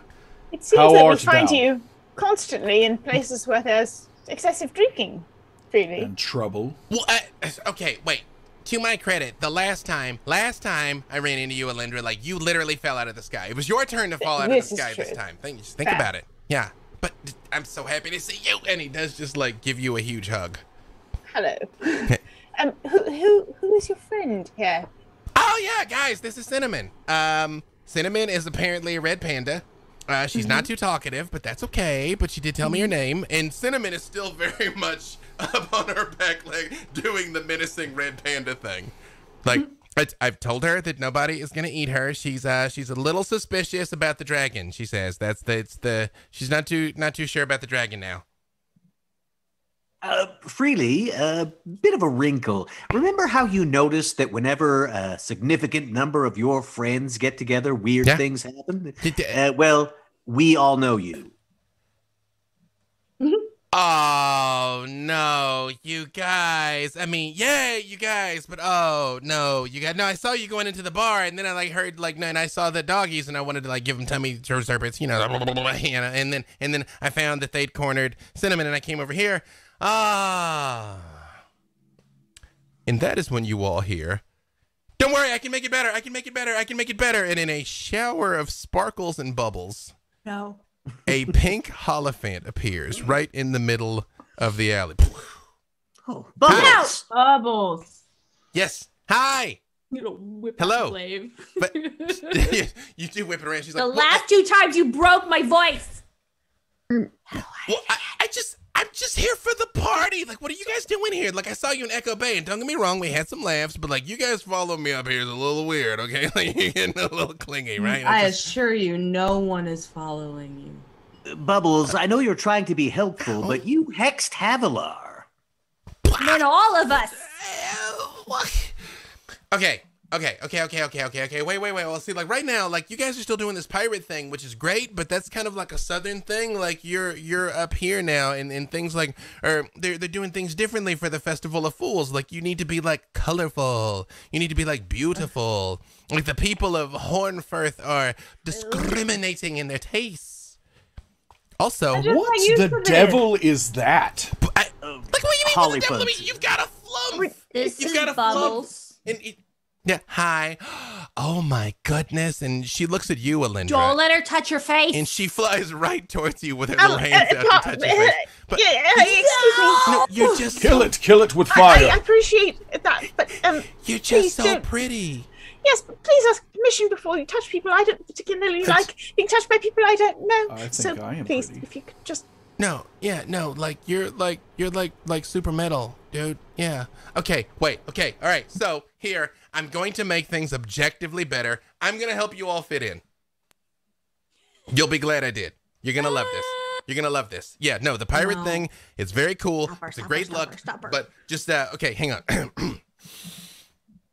In a shower of sparkles and bubbles, all of your outfits change again into something very fancy, Oh my! but very fancy as a chaotic Holophant that may be colorblind My! would take into account. So it is motley, to say the least, but I will let you all tell me what you look like after Bubbles does her thing for you. Very much trying to help. What does Bailoff look like now? Bailoff is wearing, if you ever seen the movie Labyrinth, what David Bowie wears to the ball, complete with outrageous codpiece. Oh no! Just get your hair to do that exact thing too. Yeah, man. that's Like, what it's. yeah. Yeah, that's. Why it's the would weird anyone sort of wear a codpiece? spiky mullets? It's like, well, keeping the family jewels intact and whatnot. But still, I've worn worse. What does Alyndra look like now? Oh gosh, it's fancy. It's formal wear. I think Alyndra has like a corseted, bustled gown, probably in some vibrant color that she normally would avoid, maybe some sort of magenta, and it's just overly detailed, very ornate. Everything is embroidered, and but this is quite impractical to move in. Can't. And I think logic and reason have been her long sword and her she has a mace where the top of the mace looks like a spell book, and it's where she keeps her spell book. I think they have been sort of gilded for the occasion to match the garb. It's You quite say little. you say gilded. They've been bedazzled. Yes, they have 100%. But bedazzled with love, though. She's With love. She's trying to help. What Dazzled with love. what does Havalar look like? I think Havalar has ended up in sort of a like ball gown version of the strawberry dress. So like dazzled strawberries all over, lots of sort of floofy chiffon, and maybe like neon instead of that soft pink red combo.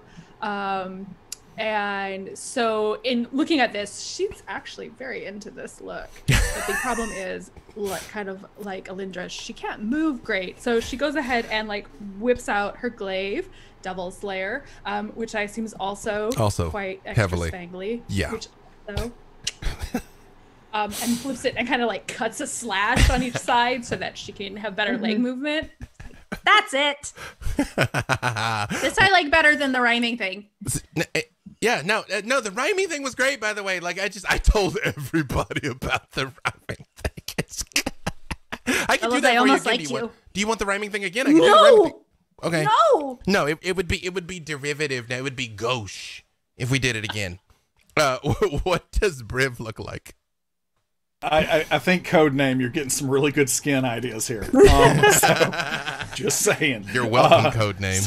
So Briv has a jester's hat on, and it is really, really droopy around his face, and he's got sleeveless kind of vest on, nothing underneath the vest, and then he's got those really puffy pants with stockings going up far higher than they should, with some shoes that you see he's kind of shaking his feet because he's not used to shoes, but they've got a giant golden buckle on them, and basically you see his sword already can meld with the metal inside his bones, and so his sword at this point in time is just kind of transformed into kind of a rod at this point that has an equally ridiculous looking jester's cap on the end, and it now rings like a bell.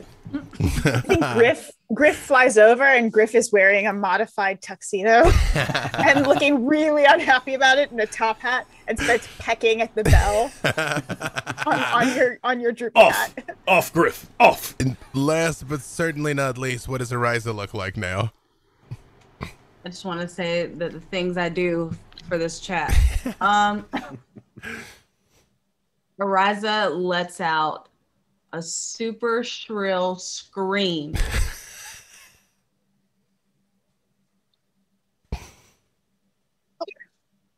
Are you serious? And there's a cutout little circle where her face is, and it goes up into little red ears, and she is in a full feathered red panda suit that goes down, that has feeties, like feety pajamas, and it is, instead of fur, it is feathers just all the way down, and instead of her wings in the back, she now has a peacock plume style, like kitsune, like 7 tails in the back of the red panda's little fluffy butt tail.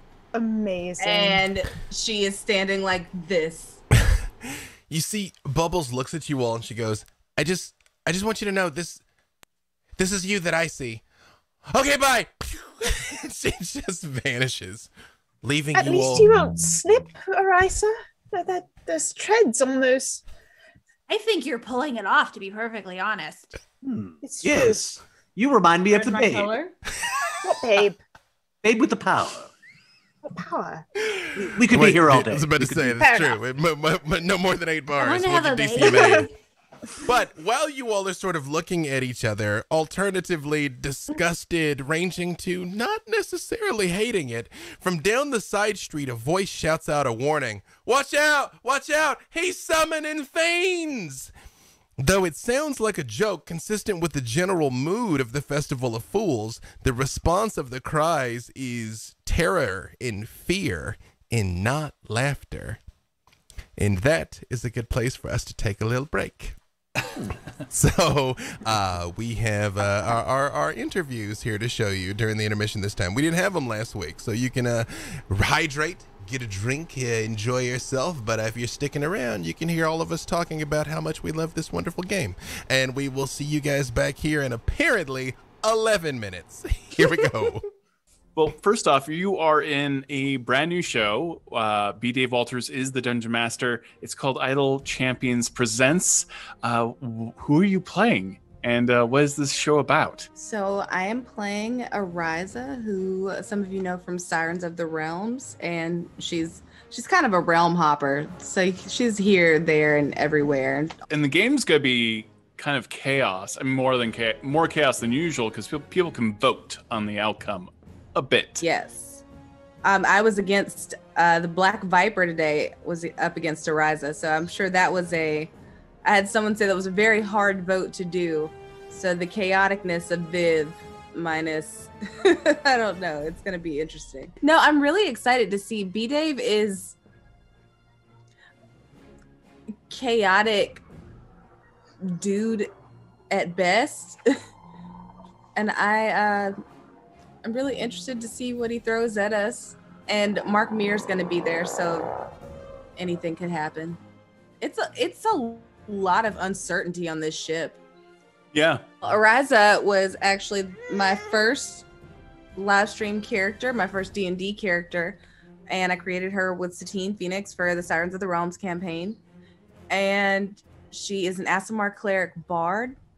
She decided to take up juggling at one point, and she is also a bard who sings most of her spells, as some of my characters are wont to do. She's sassy and sarcastic, and she loves puns. She's been around for a while now, and she's been to Avernus. She's been everywhere, so she's kind of just like your really chill aunt at this point.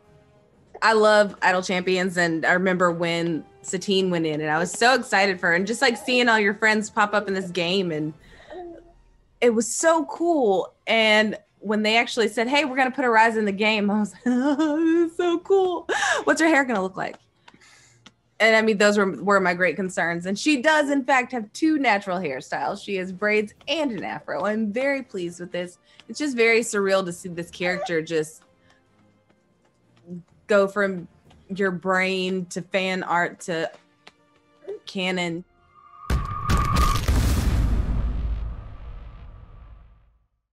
So there's a brand new show that's being put on by Idle Champions, and you're in it. Tell me about the show. Yeah, so Idle Champions presents, and I am in the second full stream that's coming out. I made it onto the poster though, so I was really thrilled about that because it was a Labyrinth reference for the poster, freely holding us all in his mechanical hand. And so yeah, this show is taking characters from the game and bringing them back to the tabletop. So it's this Inception thing where they started at the tabletop and then they made it into Idle Champions, and then now coming back to the tabletop. And I'm playing my character Briv Steelmarrow, that I just completely love playing because he is completely a troublemaker to the nth degree. And so I can't wait to see what kind of shenanigans that I'm going to be able to get into with such an incredible cast. B. Dave Walters is running the game. We've got Christina. Mark Meir, I've played with him before in just home games, and he's just, impeccable. And so really can't wait to play with such an incredible cast, and with B. Dave running the game especially. And this game is going to be chaos. Like, you and I have played many games influenced by the community, and that is true for this one as well, right? That is wow. We are going to be in a lot of trouble then if it's votes. So yes, being able to take in what the community is saying and react to that. But that, truthfully, that's my favorite part of D&D, is being able to improvise with whatever situation that's put in front of you. And especially, this is the thing, I talk to people about this all the time, that in real life, I'm probably, and this is going to sound very flattering to myself, and I don't mean it that way, but in real life, I'm probably closer to a Captain America, where in games, I play closer to a Tony Stark. So in real life, what I'm getting at with that is, I'm pretty responsible person, pretty buttoned up, but then for whatever reason, the characters that I play in these games are just complete messes that don't know how to act normal, that don't know how to fit in, and all of those things. And so Briv is absolutely that. So when you throw the additional element of having votes determine different factors of the gameplay and what's going on, this is going to be a really, really wild ride. And you've not been able to play, you haven't played Briv in quite some time. So is this going to be like old hat for you, or will Briv have gained any wisdom? It's a definite no on that second one, because literally his wisdom score is still like a 9, I think. So he has not gained any wisdom. But ultimately, yeah, it has been a little while since I've been able to play Briv, at least on a stream game. I actually snuck him into a couple of home game situations from the time where I stepped away from Beyond Heroes. I kind of, had some bandwidth concerns, had a lot on the plate. And so I had to step away from it for a little while. I'm getting to a point now where I do have the bandwidth to not only play Briv again, but I'll be doing a lot more streaming in the coming days too. Again, I am just really looking forward to playing Briv again, especially with a cast as talented as this. And there's just something about that concept that you have these characters, because I actually had Idle Champions pulled up even earlier today. And of course, it's maybe a little bit narcissistic, but I always have Briv in the rotation, right? Yeah. Now I have Averin in there, and I have all my friends in my rotation. It's probably not optimal at all, but I have all my friends, and that's what's great about Idle Champions just in general is how you can have that. And so having that as your formation and going forward with it, and then just to be able to sit there and think like I do sometimes when I am lost in thought about something else that I'm working on, and I look at that screen and then I start almost imagining adventures that you could have with these characters inside the video game. And we're going to get to do that in this game, and so it's going to be really exciting.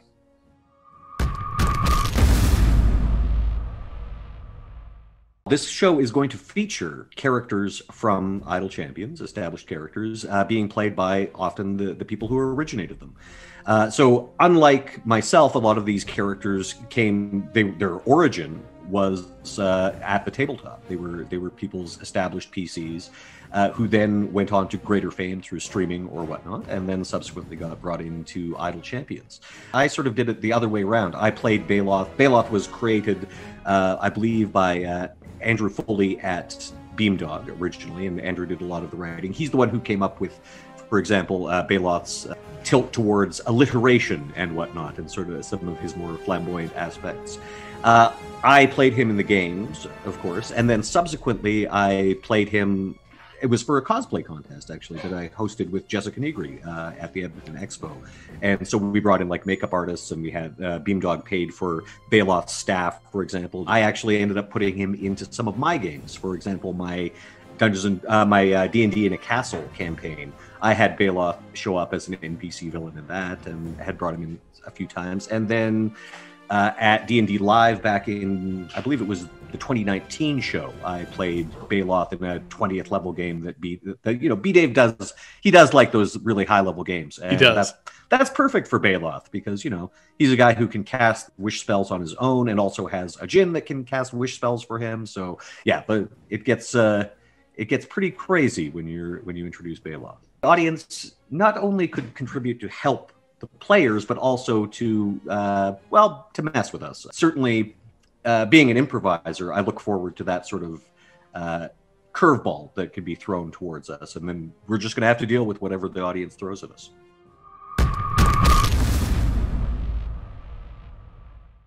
It is going to be a transmedia series in the sense that the events of the show are going to directly affect the video game Idle Champions and vice versa. Not just a voting component, but literally the actions the players take on both sides of the screen are going to connect and affect how it all plays out. It should be pretty interesting. We've been working hard on it. Every week we're going to have an opportunity to vote on some things, and pending how some other in-game events shake out will affect the stream itself. Things from literally certain items, some of the cast will get to possess certain characters that may or may not show up, the names of certain characters that may or may not show up, the intensity of some of the enemies that we will fight on the stream, or they will fight on the stream, all are going to be dictated by the audience. I think they know I'm specially qualified for this, because if the audience votes like rocks fall and everybody dies, everyone knows I will do it. We've worked hard to weave in both aspects of the Unfair Seas narrative, aspects of some nods to some things that have happened in the past of Idle Champions, some nods to the things that are going to happen in the future of Idle Champions for particularly hawk-eyed viewers there. Yeah, it should really be it should be a great thing, hopefully. I had the privilege to have worked with all of these people before, because it is a very small world to begin with, and then the streaming world is an even smaller pocket universe within it, and just we always have a good time. And with Errand in particular, we're on Champions of Lore right now, and I always tell her, it's like, I'm glad it starts on Monday, because like my week doesn't properly start until I hear Errand laugh. I love her laugh so much, so just that's like, it's like the go bell of like, okay, you know, I'm free to like do things this week. And Mark and Christina are of course brilliant, go way back. Vivka and I go way back. Redacted and I go way back, and it's always good to play with them. I don't know that I have ever run a game for Christina yet. I don't think I've run one for Vivka either, so that'll be new. And some of the other people coming in part 2 that I'm vaguely alluding to, I don't know if I've run for them either. So it'll be a good time to just get out and just enjoy ourselves.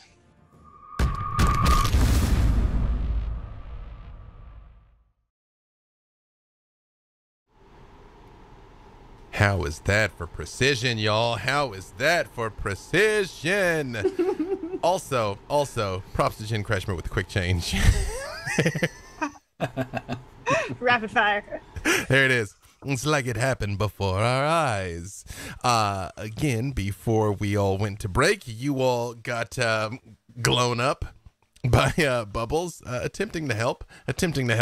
And you heard voices coming from down the street that, watch out, he's summoning fiends. And although there's been a lot of silliness and things up until this point, you don't hear laughter and raucousness after. You hear screams and panic. What would you all like to do? Briv starts running and everything is jingling. Literally, you're jingling, baby. Yeah. I really did that for you, Christina. I know. I appreciate that. Yes, Alyndra, sorry. I will send Griff after Briv to go see what's happening and start on my way there. Perfect. With all of them. Perfect. Yes, Havalar. I was going to say, Havalar will try to hold on to her hand to pull freely up as he wants to ride Zuni. Yeah, always. I don't know if Cinnamon will come. You realize he's kind of like finally corralled Cinnamon, who is very warily eyeing Zuni, and then you kind of hoist both of them up onto the back of it, and she like wraps around and just clings to Freely's chest from up there. And like, oh, okay, no, you're good. I told you, she's not gonna bite you. It's fine. Neither will Havalar, probably. Havalar, you're not gonna bite Cinnamon, are you? Probably. I haven't had that much to drink. I love you like this. Come on, we gotta go. Sally forth. It's heroing time. Shout the infernal word that I forget to make Zuni chase. Bailoff and Ariza, you do see this surprisingly dexterous creature kind of whip around here in this alley and start heading out. What are Bailoff and Ariza going to do? Now, B-Dave, technically, I've not stopped concentrating on my major image, so I can create new things. So Bailoff will, again, follow in Briv's wake, but he also conjures the images of all these little Muppet goblins that are following him since he's dressed like sheriff. Why not? So there's like a gaggle of them. There's like probably about as many as the spell can generate. I just appreciate, anything Bailoff says, they immediately follow up with a question right then, Yeah. And what is Ariza doing? Ariza is going to start running towards the noise. And she's very frustrated, and she's got lots of anger to take out. She's raring for a fight. But she is also like I do have to describe her little like run because the suit's mildly uncomfortable. So as she's trying to run, her tails are just wagging back and forth, and one of them is hitting her in the back of the head. So it's just a very uncomfortable run. Very fearsome, though. Still very fearsome. Be the red panda, Ariza. Be the red panda. Perfect. As you guys sort of charge towards the direction of all of the noise, a clearly inebriated figure in wine-stained robes is fighting to stand upright, even as a spined devil standing before him leers as it stalks towards villagers fleeing from the area at speed. Hold, strangers! the figure shouts out in drunken glee as he pulls a scroll from an inside pocket. For I am Alistair Hackcloak, Alistair Blackcloak, Harbalaster. I'm the wild mage of the Undermountain, and I demand you laugh. Oh, this is a good one. And he just squints and begins reading off of the scroll, and you see a second spine devil appear and immediately turn and just like charge at the people that scream and scatter. Not be summoning things right now. It's possibly not a good idea. That is irresponsible. I'm going to keep the initiative that you guys had before, but I'm going to add some things to it here. Where it is. Perfect. And there we go. Just thinking about how dangerous it is, for a drunk dial, but then like drunk magic. Plus magic. Drunk scroll work. Yeah, because Wow. you just got to be able to say it out loud. So, That's why you have Bailoff. to lock your teleportation circles. Bailoff, starting with you again, you see this conjurer has tipsily brought a second spine devil, both of which are heading towards the people in the crowd who are screaming and trying to get away. Oh, do you mean Alistair Blackcloak? Yes, I get it. Very, very good. I'm afraid your friend will have to go away, though. Back to the pit, you! Casting Banishment on the Spine Devil. What is the save it needs to make? DC 19 Charisma save, and I'm actually going to upcast it. Mm-hmm. So this will, both of those Spine Devils will need to make a save. Strangely enough, I have foreseen this moment.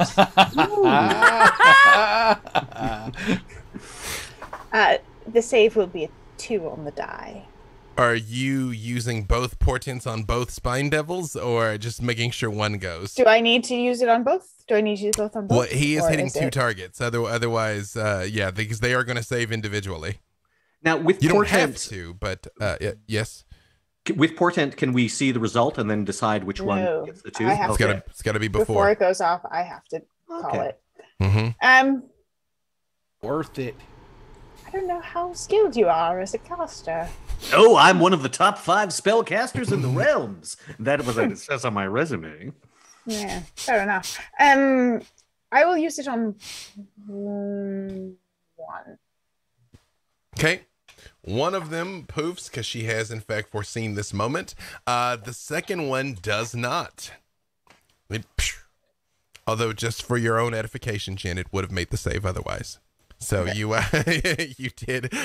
One of them blinks out of existence, and you see Alistair goes like, "Hi, hey, wait a second. I just brought that one back over here.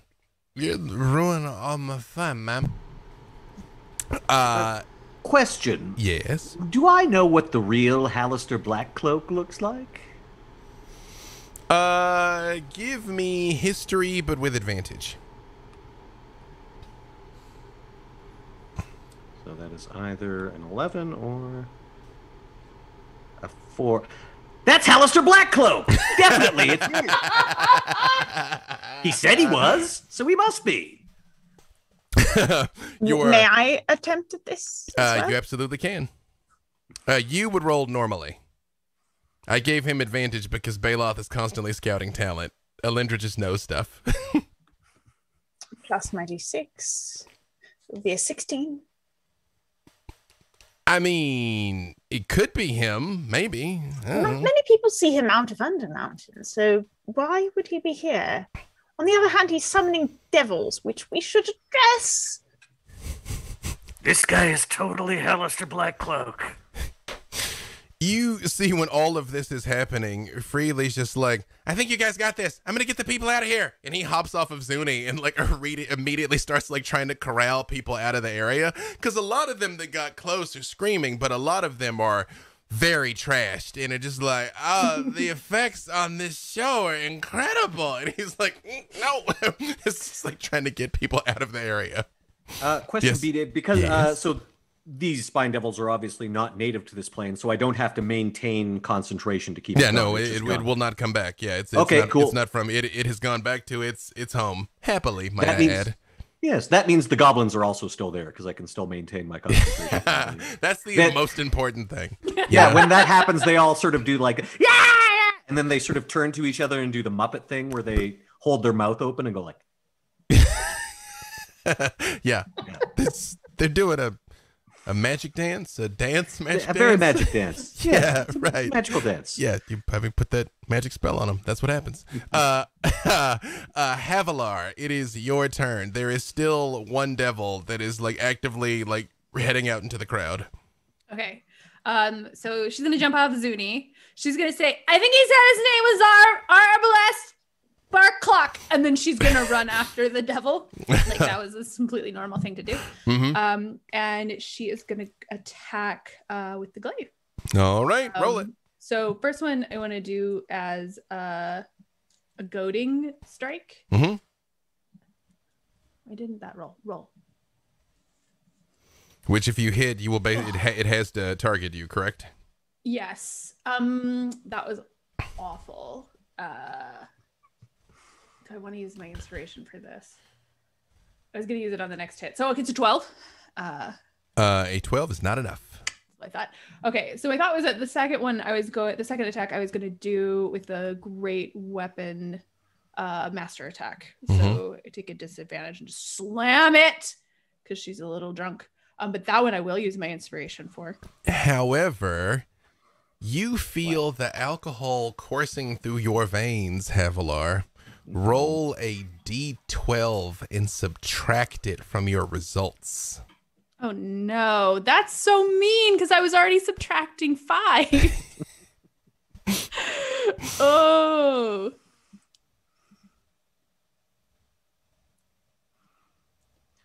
The wages of sin. So it's a 9.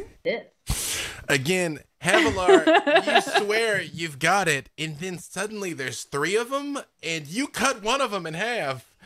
It's just not where it was standing.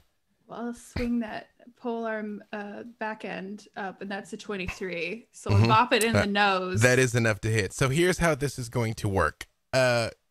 Your technically should have been your first roll, but in one roll every round, you will roll a d12 and subtract. So those of you that have multiple attacks, multiple actions, you only use the penalty once. But this stuff's starting to kick in. Whatever he brewed this out of was really something. And that was thanks to the players of Idle Champions who voted that the drinks in Hornfirth are very much spiked. So, hey, he just thought you guys were going to have a really great night, not have to fight, abyssal menaces. So that's 6 damage. 6. To bop it in, because I bopped it with the end of the glaive. Havalar.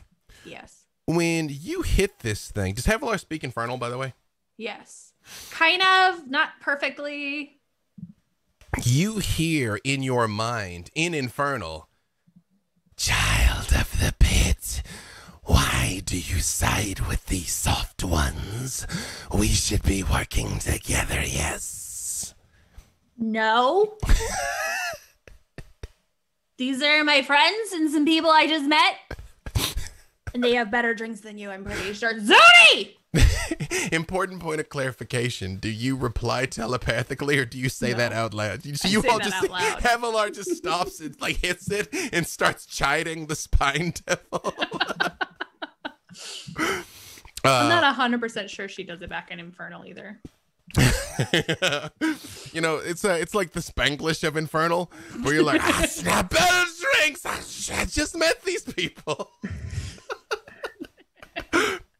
I will say you had Zuni's muzzle's quick release. You would have had time to pop it on the way over here. So are you going to sick Zuni on it? Yes. Zuni, Eshata! I will let you roll for Zuni. She hasn't had anything to drink, including blood. So, all right. How reassuring. Let's see. I think she'll go for the bite. Okay. She's hungry. She's a growing girl. That is a 24. That is more than enough to hit it. Okay, so that's 1d8 plus 2d6.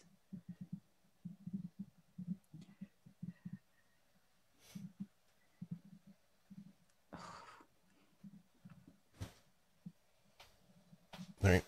Too many dice sets laying around.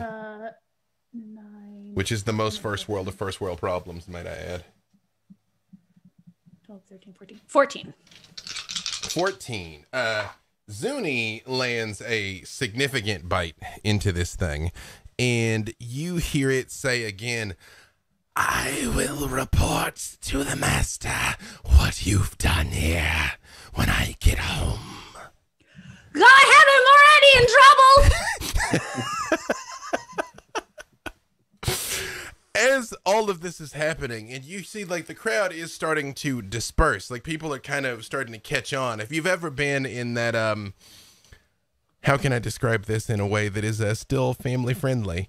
If you've ever been caught doing something you weren't supposed to do when you were tipsy and that adrenaline drop kicks in and you're like, and I'm awake. Like, I'm in danger. I'm awake. You see, like, people are starting to catch on and kind of get out of the area here, especially once the Spine Devil starts talking. However, you hear a few voices that are like, Oi, that's him.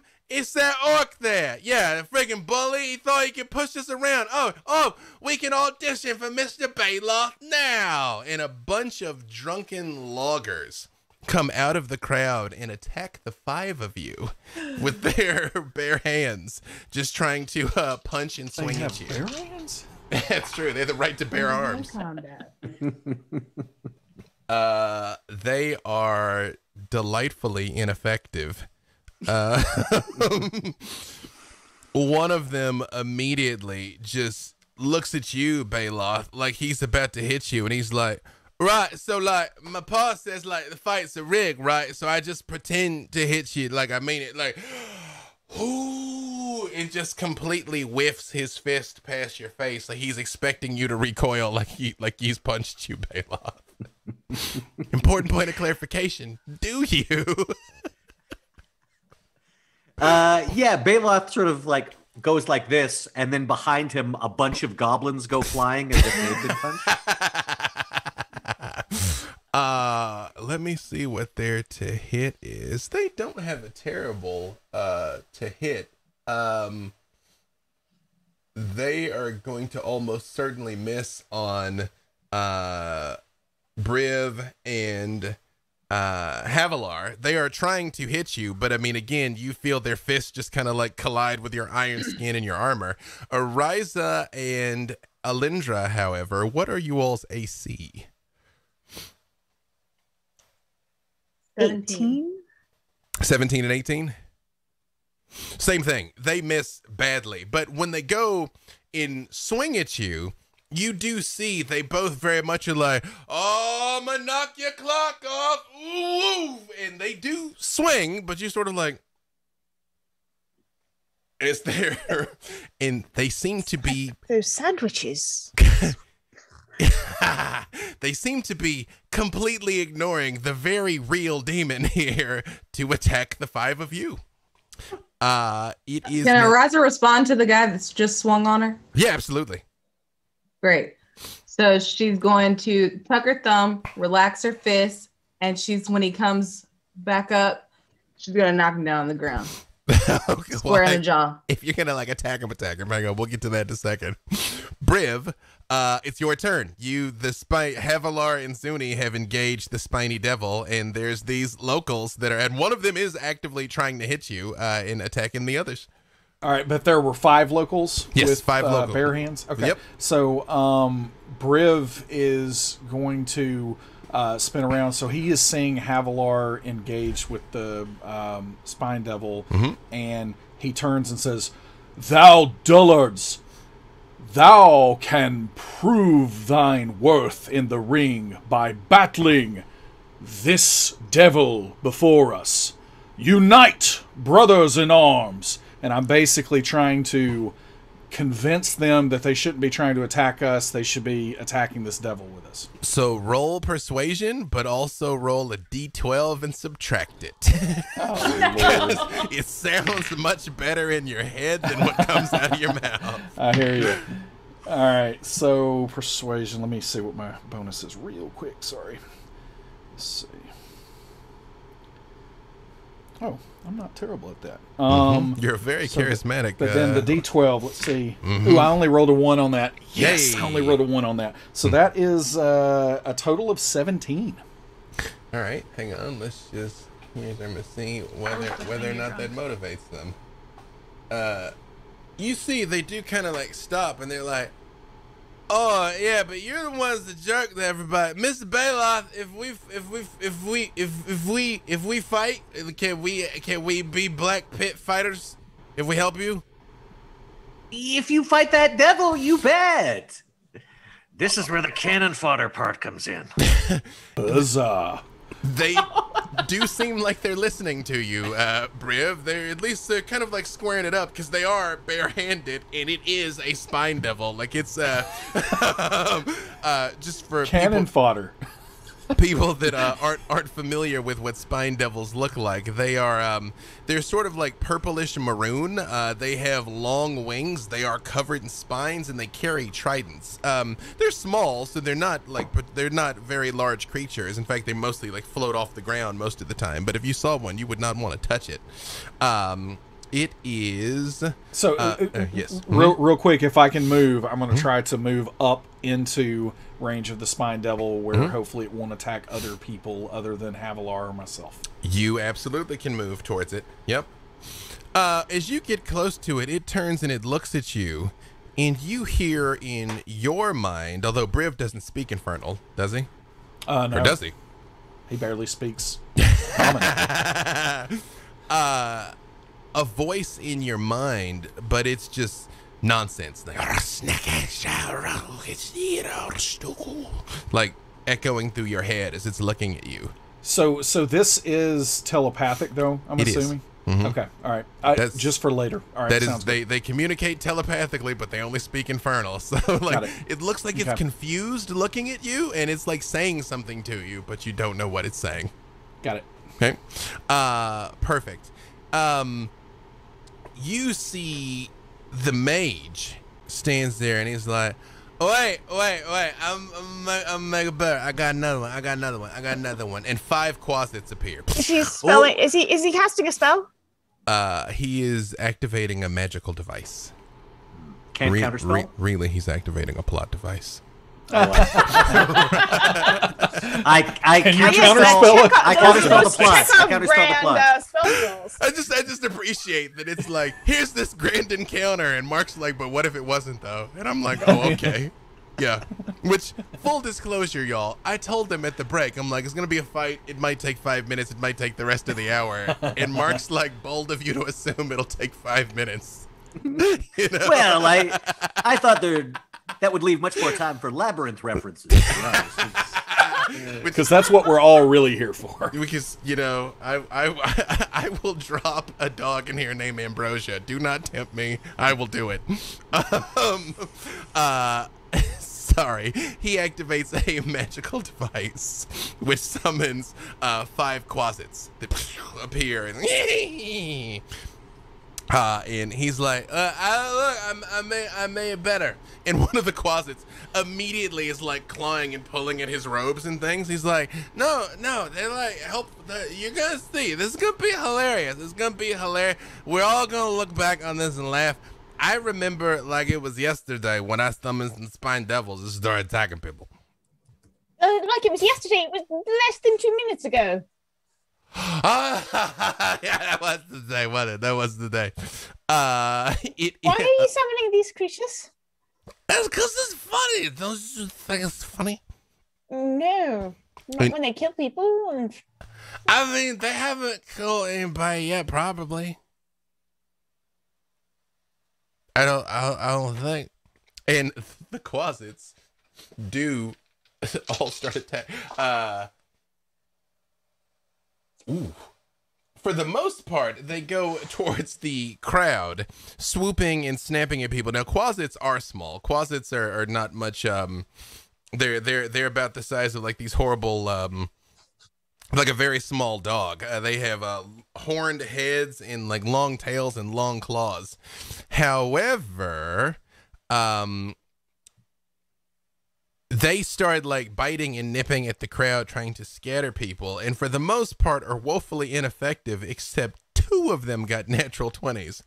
It just so happens they're both really kind of they don't hit very hard. So I need Bailoff and let's see, Ariza to give me con saves. Can I use a shield spell on this? Oh, it's a natural 20, so it's going to get through. I see. It doesn't hit very hard, though. Also, if they are within 10 feet of me, I don't know if any of them are. No, pretty much everybody is, but he got a natural 20. You know, it's good. They don't hit very hard, but they are poisonous. That's why con saves. I get a +4 to that. Oh yes, +4 to the con save. You too, Ariza. 17. 18. You feel when this tiny little thing like sinks its arms in its teeth into your arms, which worse than you would have expected. It does bite you for 10 points of damage. Like it very much like kind of like shakes its head trying to like get a chunk out of you. You feel the heat of poison start to like move through your veins, like it's done something to you, but you think you're probably going to be okay. But these creatures are clearly poisonous. And that brings us to wait, did Alyndra act yet? Sorry, no, right? No. Oh yeah, sorry. Alyndra's turn. I'm sorry. I tripped myself up because I didn't have the quasits on the initiative tracker. Then I put them in after him. Alyndra, it is your turn, and then Ariza will be up after that. I would like to cast Bless. I will upcast it to.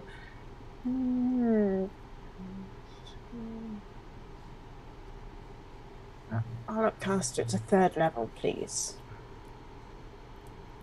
Is that in order to bless everyone? Which should is your get goal? everyone. Mm-hmm.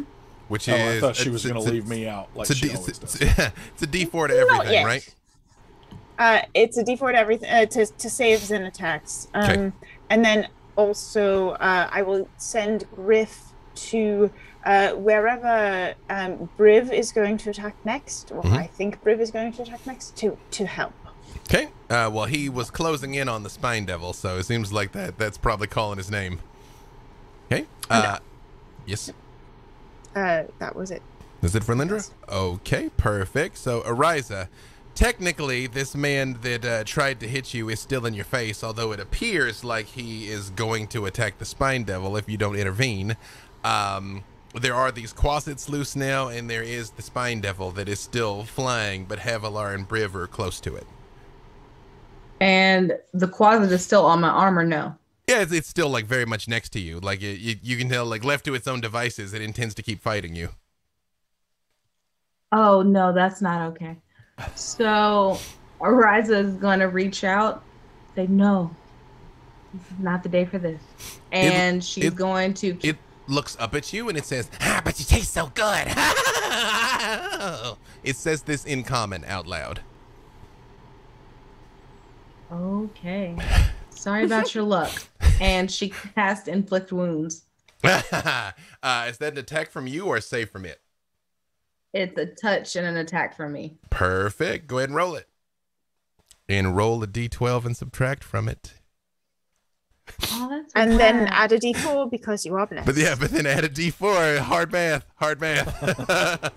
Okay, so let's see. 22.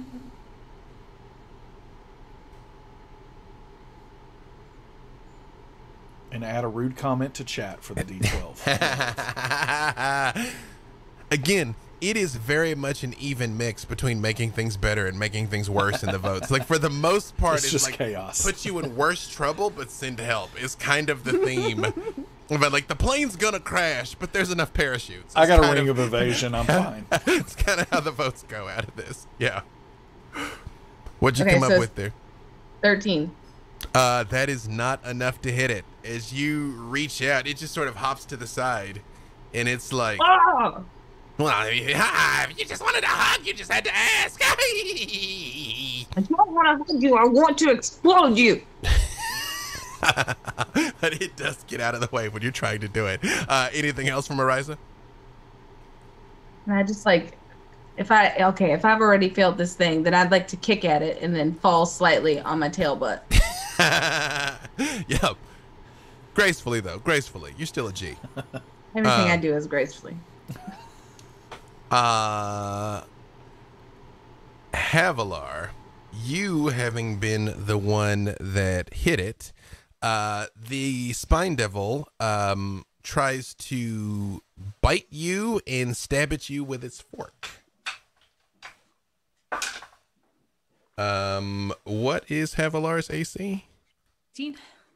What? Sorry, I lost you for a second. 16. The bite lands, but the fork does not. And it bites you for 5 points of damage. And let me just double check something here before I say it. And it flies up 20 feet. And part of the thing as a Spine Devil is it does not provoke opportunity attacks when it does this. So it like very much flies out of your reach. When it bites me, I'm gonna trigger a hellish rebuke. Perfect. It has the dex save against it, right? Yes. I forgot this isn't a great save. It rolled pretty high. So 13 is not gonna. It makes the save, but it's still half damage, I believe. Oh, you're right. Mm-hmm. All right. It is fire damage, though, if it has. And the moment the green flames erupt around it, it just looks at you, and you hear it this time out loud, and anyone that speaks Infernal understands. Child of the Abyss, you try and use fire against one of your own. Still has a little damage. Yeah. Maybe it doesn't. Is it immune? Seems like it didn't burn it at all. Oh. Devils. Mm-hmm. Mm-hmm. And it flies 20 feet into the air. And that brings us back around to the top. However, Bailoff, you hear screams again, and you can make out the crowd parting as something is coming your way, as you see a very large jet black flaming horse come trampling over people as it is stampeding. I tried to say trample and stampede at the same time. But doesn't work. Trampede. You were impeded. It's true. Thank you for coming with me on this journey, Christina. I appreciate you. Come blasting into the middle of the fight. Perhaps it was attracted by hearing the sounds of Infernal or just combat. And red fire shoots out of its nostrils as it like looks around and looks at Zuni, and its eyes narrow because it's a similar size as her. And you hear this drunken mage is like, "Oh, my horse came back. I was gonna give pony rides to the people again. This is like just the best day." How many more scrolls I got? I got some other stuff I could do. I think I'm gonna help you, Mr. Drow, man. You're like a top 5 sorcerer. It is your turn, though, Bailoff. So there's one Spine Devil that is still alive, 5 Quasits, 5 townspeople that apparently hopefully are trying to help, and now this nightmare that has entered into the equation as well, and the drunken mage. Right. Well, Bailoff looks over at Havalar Halaster Blackcloak and says, Havalar Blackcloak. There you go. That's true. Love connection. And just says, yeah, very entertaining, but I think we've had enough of you. Lightning bolt, and it's going to be twinned. To hit whom and whom? Oh, I'm sorry, not twinned. Empowered, rather. Okay. So I'll be re-rolling 1s and 2s on damage. To hit Halaster? To hit the Halaster Black Cloak. Yes. Okay. Mm-hmm. So I'll just cast this. This will be cast at 4th level. Okay. And he will need to make a Dexterity 19 saving throw. Perfect. As you go to shoot, he just looks at you and says, "You shall not pop," and just like falls flat to the ground. Smoke is just coming up out of his chest. Bailoff, very much defeated. However, the creatures do not disappear because they've been summoned. They're not channeled, so they're still here. Oh yes, I was just tired of him. I was just tired. Boss it off. You can roll the damage, but I'm pretty sure you well, I want to roll that damage. I appreciate it. It is one of the true joys in life. I get it. Hey, Yes. And now all of these witnesses will know that Bailoff the Entertainer defeated an Archmage in magical combat. You saw it, everyone. Fair and square. Havalar Black Fair and Cloak. square. Yeah, Havalar Black Cloak. Because it was Havalar Briar Block. Just in case the real one gets mad, I like that one I got an better. out. Yeah. I got an out. So yeah, that would have been, and then I'll re-roll those ones. Havalar is on deck, by the way. So that would have been about 33 points of damage. More than enough to drop this guy. Who is like robes burned all the way down, like papers are crackling. He's just very much laid out. I loot the body. That is important because he actually has stuff on him. So we'll come back to the fact that Bailoff, I appreciate, stops in the middle of this protracted battle to root through his bags. Well, I will tell you something that you find because it may be relevant. Most of the scrolls you find he's already used up because he's been at this all day, tinkering with magics beyond his comprehension. But he does still have a scroll of haste. Ooh, he didn't have anything on him. And is that it for Bailoff? Yeah. I'm going to use my bonus action to summon my Hound of Ill Omen, Marmaduke, who materializes out of shadow stuff and will attack that Quasit. The one that was on you? Yes. Perfect. You see the nightmare sees him and like snorts and like stomps her foot on the ground too, with like leaves like flames when she does it. I think he missed, unless that Quasit's got an armor class of like 11. A little more than that. Mm-hmm. So it snaps its jaw. Yep. It's the Quasit is literally bobbing and weaving as it like hops around on the ground there, laughing at it and laughing at you as well, Bailoff. It just, it's like, I've just gotten a one tiny taste of you. I want some more. Watch out, I'm the man who killed Halaster Blackcloak. That's what everybody's going to say after this. That's important. Havalar. Yes. Give me an animal kin check. Animal handling? Animal handling. Got too many games floating around in my head. That's totally fair. Animal handling. Is it 22?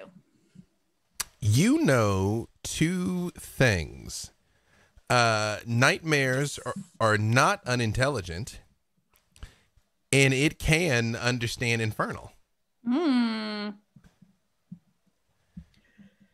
the question is, what do I want to tell a nightmare to do? Just saying, she's clearly mad. Like, you've been around enough animals. Like, I mean, she's going to fight. Like, she's frothing and stomping and things. But she's got her eyes on Zuni. But you are aware of the fact that it is not an unintelligent creature and it can understand infernal. Okay.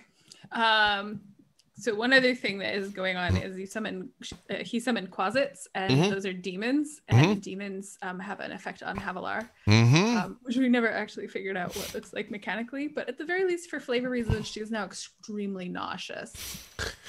Even more so than before. So those got to go. Also, this Spine Devil is now well out of the reach of her glaives. She's going to leave that to you people. That's why I did it on purpose. It's like it was like doing tactics or something. Spine Devil's like, what if I don't get stabbed? Yeah. Okay, so she is going to. I feel like she'd go after the closets, but if there's an angry nightmare in the way, she might instead try to convince the nightmare not to fight with them. You have a target-rich environment. The closets kind of spread out, so I mean, like Gotcha. they're reachable, but I mean they're doing just closet chaos. The nightmare, is coming your direction. Like if Okay, so you're gonna say to the nightmare in her crummy infernal, wait, we're friends. I think you help us with the demons. Alyndra speaks like 19 languages. Do you speak Infernal, Alyndra? Not unless I have prepared to. Do I have comprehend languages on me? I have it as a ritual, I believe, right now. Yes, I have a ritual, and I have tongues as a not today spell, I believe. Yeah. Do any of you speak Infernal? Pony. That's some abyssal. Pony. Abyssal. Yes, I've got primordial, deep speech, draconic, dwarvish, elvish, giant orc. I wasn't kidding when I'm like, you speak like 12 things. Just not infernal, not today. Different day. A flask could be like, Not fake up. whiskey for a pretty pony. Though I can make a case that as an anthropologist, what my background allows me to do is if I spend more than one day observing a group, I can communicate in their language. I have spent more than one day observing devils. Just for the record, you very much got me with whiskey for a pretty pony. So make persuasion or animal handling. Still going to subtract a d12, but you can roll with advantage. So now we're complicating this even more. So roll the 2 20s, roll the 112, and whichever one you take, subtract 12 from it. And then it's so bad. But which persuasion or isn't gonna go well. or animal handling. Alyndra. Yeah. Give me a history check, but still with the negative d12. Because it's hard to think right now when you're on the sauce. 10. So that was a history check of 31 before the minus 12. So let's see what the minus 12 does to that. So minus 5. So 31 minus 5. So 26. I will be at 26. I would say you feel like through equal parts abyssal and equal parts horse, you might be able to communicate with this thing somehow. I will Havalar, do my best. while you only got a 10, she only got a 7. So she stops charging and looks at you, still very much looks angry, like stomping and fuming, but is no longer like actively like, I'm about to body this dog like she was a second ago. So she seems to have at least stopped. She doesn't look friendly. She's still like snorting and whipping her flaming mane around, but she is not actively charging. The flask. Whiskey? She want the flask? Does she want some whiskey? Just whiskey It for seems like what a flaming horse. It seems like would it would eat. set a fire. just whiskey. It would cause it to inflame. I feel like whiskey for a pretty pony needs I to think they be like that. a show name, a band name, a show about a band name. It's very. I did see them once in Luskin. I will say, for the moment, she is halted. She is not completely defeated, but even the fact that you tried, because it is the nightmare's turn now. And I will say, with that high of an animal But handling, does Zuni get to do something? If you wanted Okay, to, Zuni's yeah. like, what is going on? yeah, I mean, yeah, there's. I feel like Zuni would try to snap a closet. Yeah, please feel free to have Zuni roll it. You see the nightmare still give me what Zuni got, but it's looking at you, and especially with the animal handling roll that was that high, Havalar, you are aware it cannot speak. It's still, well, I was going to say it's biologically a horse, but it isn't because it's on fire. But it can't talk, it can just understand. And it seems like it's like looking at you and shaking and angry, but stops. Let's do this back. So it was a 19 to hit. That is more than enough. And then it's a 6 damage.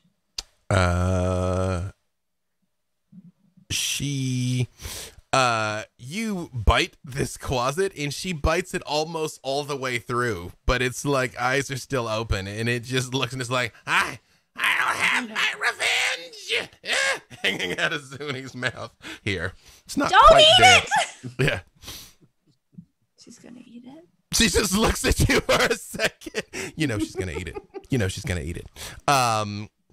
It is the humans' turn. They are the drunks, yeah. the drunks. They're I like, forgot those guys. yeah, horse rides, and they all charge towards the nightmare. Oh no. Oh no. Very much trying to like grab and wrestle it, somewhat ineffectively, but you No, see it will set your nethers aflame. You don't want one to of them ride comes the- up and just No. punches the horse in the face. Full Conan the Barbarian. Boom. And you see she turns, looks back, and the flames in her eyes get like much brighter as she just like looks at this dude as they're very ineffectively attempting to restrain the nightmare. It's awful, Alyndra. They're very drunk and very stupid. It is Briv's turn. How Yes. how tall would you say that the nightmare is, like, at its head? She's the size of a large horse, so she's probably about 7 foot at the shoulder, so she's probably 8 or 9 feet at her head. Okay. So Yeah, she's a size large creature. I'm going to tell you what I would like to try to do. First of all, I already like where this is headed. Yeah, I am going to try to take off, a few steps running, kind of leap up onto the back of the nightmare and take a couple of steps and jump up and try to snatch the spine devil out of the sky and grapple it.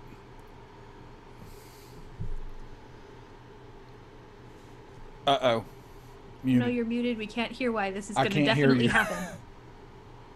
You're Beanie, muted, B-Dave. Hey, Dave. Sorry, do you? Because I had his sniffles. First of all, yes. Second, do you want to try this off of the nightmare off of Zuni? Because Zuni is less likely to get pissed at you about it. If Zuni will get me there, Zuni's still like, horse size, yeah. Like yeah. So comparable absolutely, size. I will absolutely do that. So these are gonna be two different things. So the first thing, I need either athletics or acrobatics. Athletics. You know what? I, being a gentleman, and we're among friends, this is a happy occasion, I will let you tell me if you want to apply the negative D12 to the jump or to the grab. It's going to one of them. It's going to be like, so if I'm grappling and jumping, it's an athletics check either way. So I might as well, we'll do it on the second one. All right. So let's just see if you can get sufficient air off of Zuni to do it. Okay, so that's a 27 on the athletics to mount the horse and jump up. What's Briv's movement? 40. I literally was going to say I'm going to give you half your movement, and it's 20 feet in the air, so that is enough to reach it. I did the math before this, hoping that it would work out. So yeah, there we go. Because I was fully prepared to be like half your movement. Oh, okay. So Okay. you do get within range to theoretically grab it. Yep. So I don't know how we're gonna deal with the jump man like hang time here, but I do have 2 attacks, so theoretically I could. It's slow motion and a lot of cameras are going off, which is weird. Yeah. Cameras That's what aren't I a thing thought. Here, A lot of glitter and glam, Right. and my Exactly. bells are just jingling. Glinting off of the bedazzling everywhere. Exactly. Oh, the bedazzled scepter looks magnificent as you're going up. Yeah, I will say you'll get two grabs at it. So that is a 19 on the die, which means that is a 30 overall. So now we need to see if the D12. Yep. Subtract 12 from it. I'm gonna subtract 12 or the D12. Oh, I mean a D12. Yeah. I rolled 6 on that, so that's a 24. If I'm doing math. That right? is more than enough to get your hands Okay. around its neck. All right, so you basically, as I am like jumping up, you see like metal kind of come out, and, like try to wrap around too, and I'm just like bringing it down to the ground with me, and then with my second attack, if I can attack, I'm gonna do it. You can. You very much pull it down back to the ground as you land. And is that gonna be a D12 as well? No, just off of the one. It's only one roll. Okay, excellent. So that is going to be, let's see, that's 19 to hit. That is enough to hit it. All right, and then I am going to. I like where this is headed. Yeah, I'm going to smite It is a fiend. as well here, and I have a steadfast. The sword has special things here, so I'm going to go ahead and do that with. You get an extra D8 for smiting a fiend, also. Right. All right. So here we go. Goodness. Hi, math. Yep, Don't sorry. forget that you are blessed.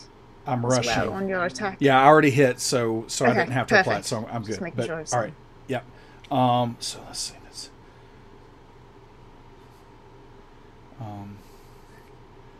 And I'm gonna re-roll that because I have Great Weapon Master as well. Aaron, I'm going to ask you something via Twitter.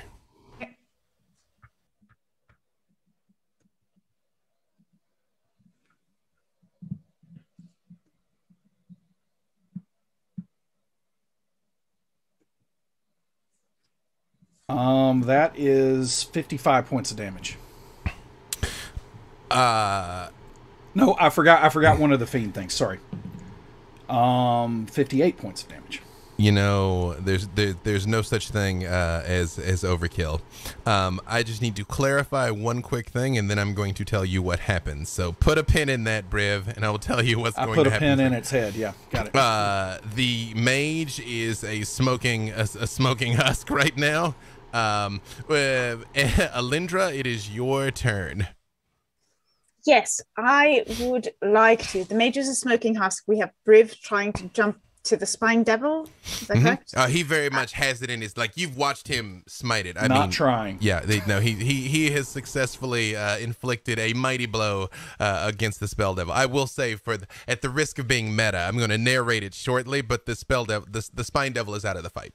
The nightmare is left, theoretically the humans, and theoretically the we've established that we can talk to the nightmare, correct? Yes. Well, you feel like you could get through to it. At least you're aware it's capable of comprehension. And you heard Havalar talk to it, and it stopped, and then these dudes charged it. Yeah. All of you, stand down, including you. Well, To the nightmare. We got to put on a good show for Mr. Bailoff, because if you're gonna put us in the black pits, we fight this horse I'm gonna ride this horse You fight in the black other pits. people, not horses. But I'm gonna fight on the horse. Look at this. I'd be like the top 9 knights in the underdog if I was on this horse. Oh, if you fight the nightmare, we'll get in trouble from the animal cruelty people. You'd better fight each other.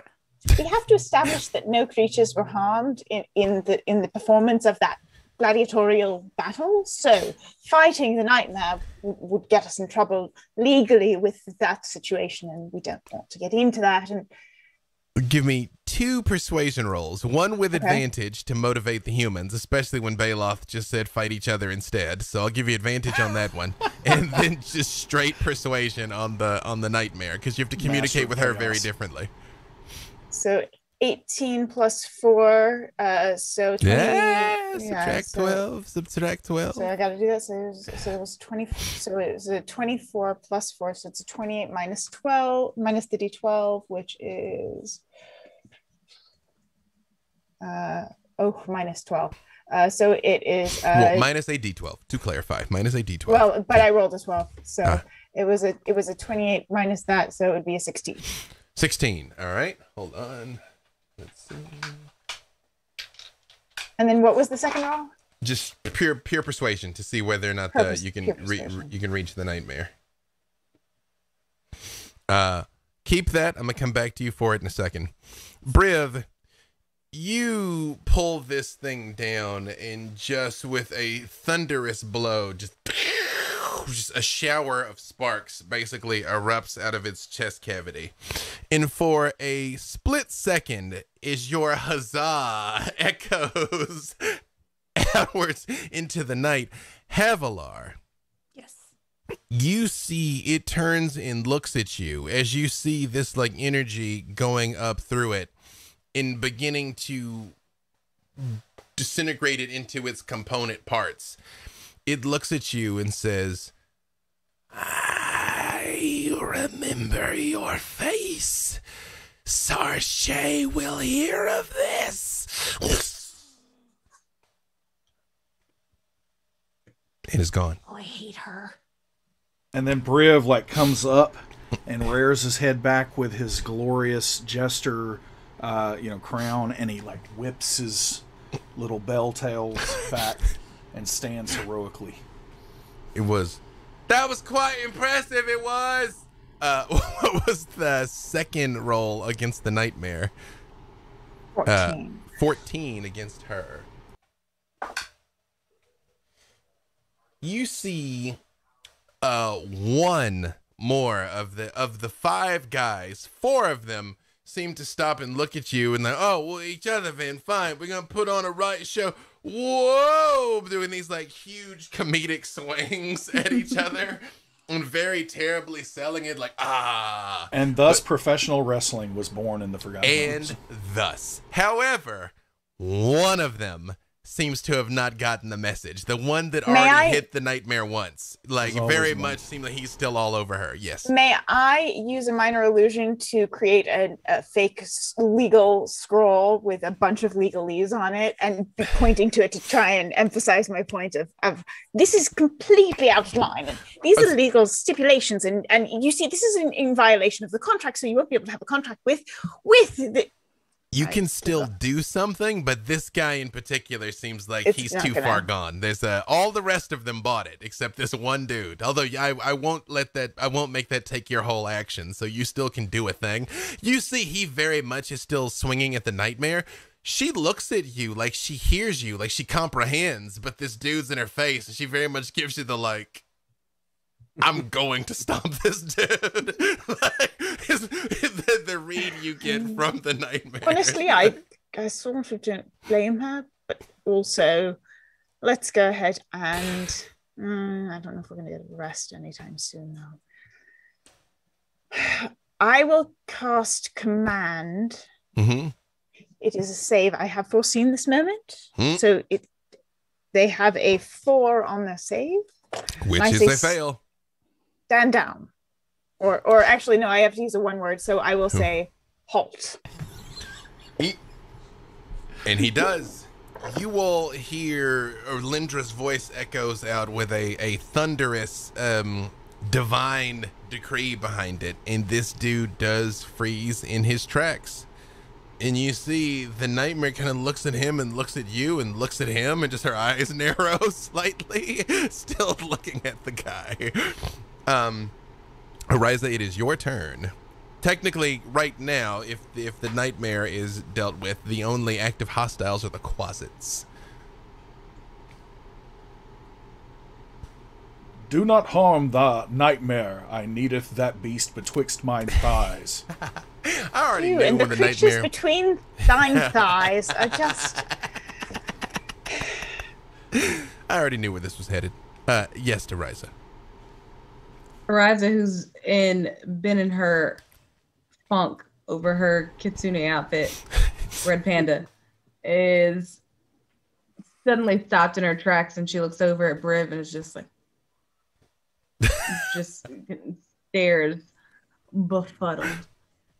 And she is gonna attack the closets, but then she's like, they're just a nuisance more than they are anything. So she decides, okay, this is my moment. I'm going to be super imposing. And she goes and decides to enter into the situation with the nightmare to try to scare him straight, if you will. Mm-hmm. And she's going to use her Radiant Soul. However, I think that something went wrong with Bubble's spell. And her wings are supposed to come out as she casts Radiant Soul. And she plans to rise up gracefully in a legally distinct Sailor Scout-esque transformation into a beautiful glowing angel, wings spread, eyes glowing. But instead, she flips over sideways, well, in half, really. And her 7 tails start to helicopter and lift her up. It's a valid form of propulsion. Sonic the Hedgehog and Tails taught me this. Legally distinct. Legally distinct. Tails. Mm-hmm. So that's how she is, and she's still trying to be intimidating. You will stop this.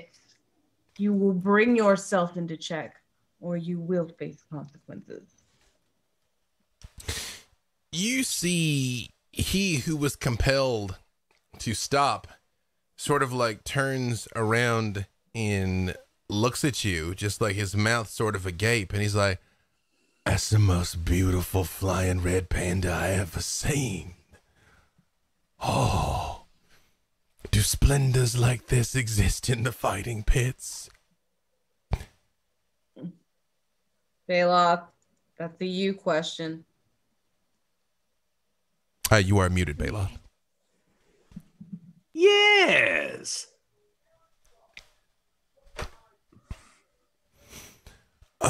There's your answer. Why don't you just go to the Black Pits with Bailoff and stop all this? Tis a veritable What's it gonna paradise there. You could fight. You could. Who knows what you could do? Maybe you could take over Bailoff's job and run the Black Pit someday. But you're not going to get anywhere if you don't start. Yeah? You're right. I've been so wrong. I've been so ashamed of disappointing me father. And I just been hiding my pain in my cups and in walking out, trying to pretend that I was strong when inside I was just afraid. But now you've helped me realize that if I just admit my fear and face it, then and you see the nightmare whips around with her rear hooves and pow, crack in his back, and flames erupt over him. And Let's be fair. He had it coming. Collapses to the ground, and she just looks down at him, and you see the other four of them stop their mock fighting and just scatter. And you see that Briv was listening way too hard to what was being said, and he just kind of says, like, wait, not really under his breath, but he says, wait, I can have his job? And he points at Bailoff. You It's more of a diversionary tactic. Not actually on the table, Briv. Not on the table. Oh, Read the room. I'm so confused. Quite a bit of hard work, maybe some graduate degrees. Return to school. You see Charisma.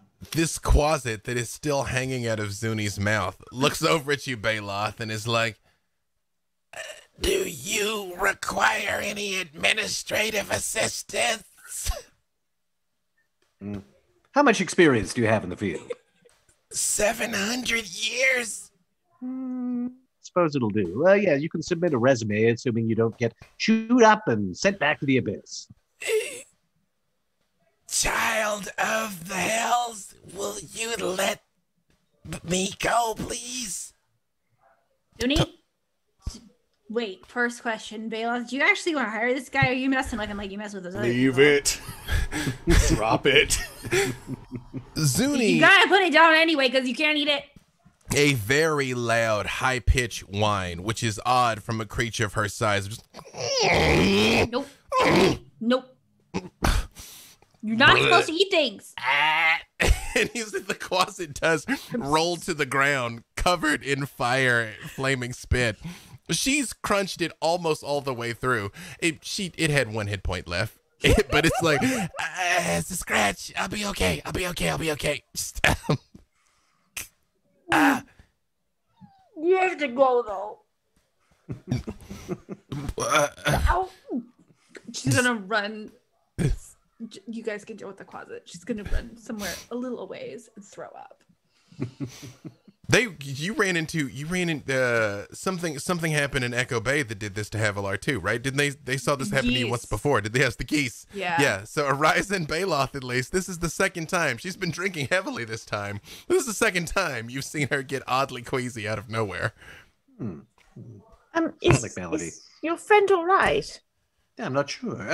Question: how many closets do we have left to deal with? Is it just this There's one? 5 total. Although when the nightmare Oh. smashed this dude, they seemed like they stopped for a second, and this one started bartering with you.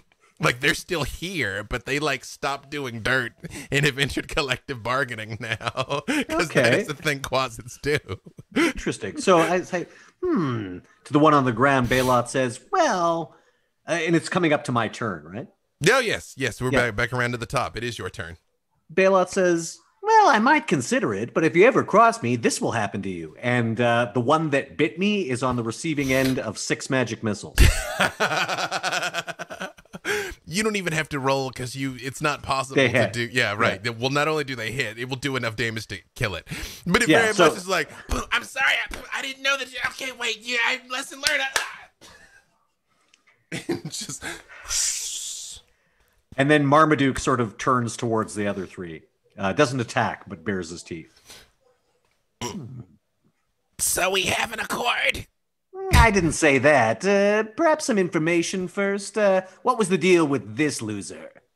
Gesturing towards the dead mage. Oh, he just picked up a load of scrolls from a wandering merchant that he didn't understand.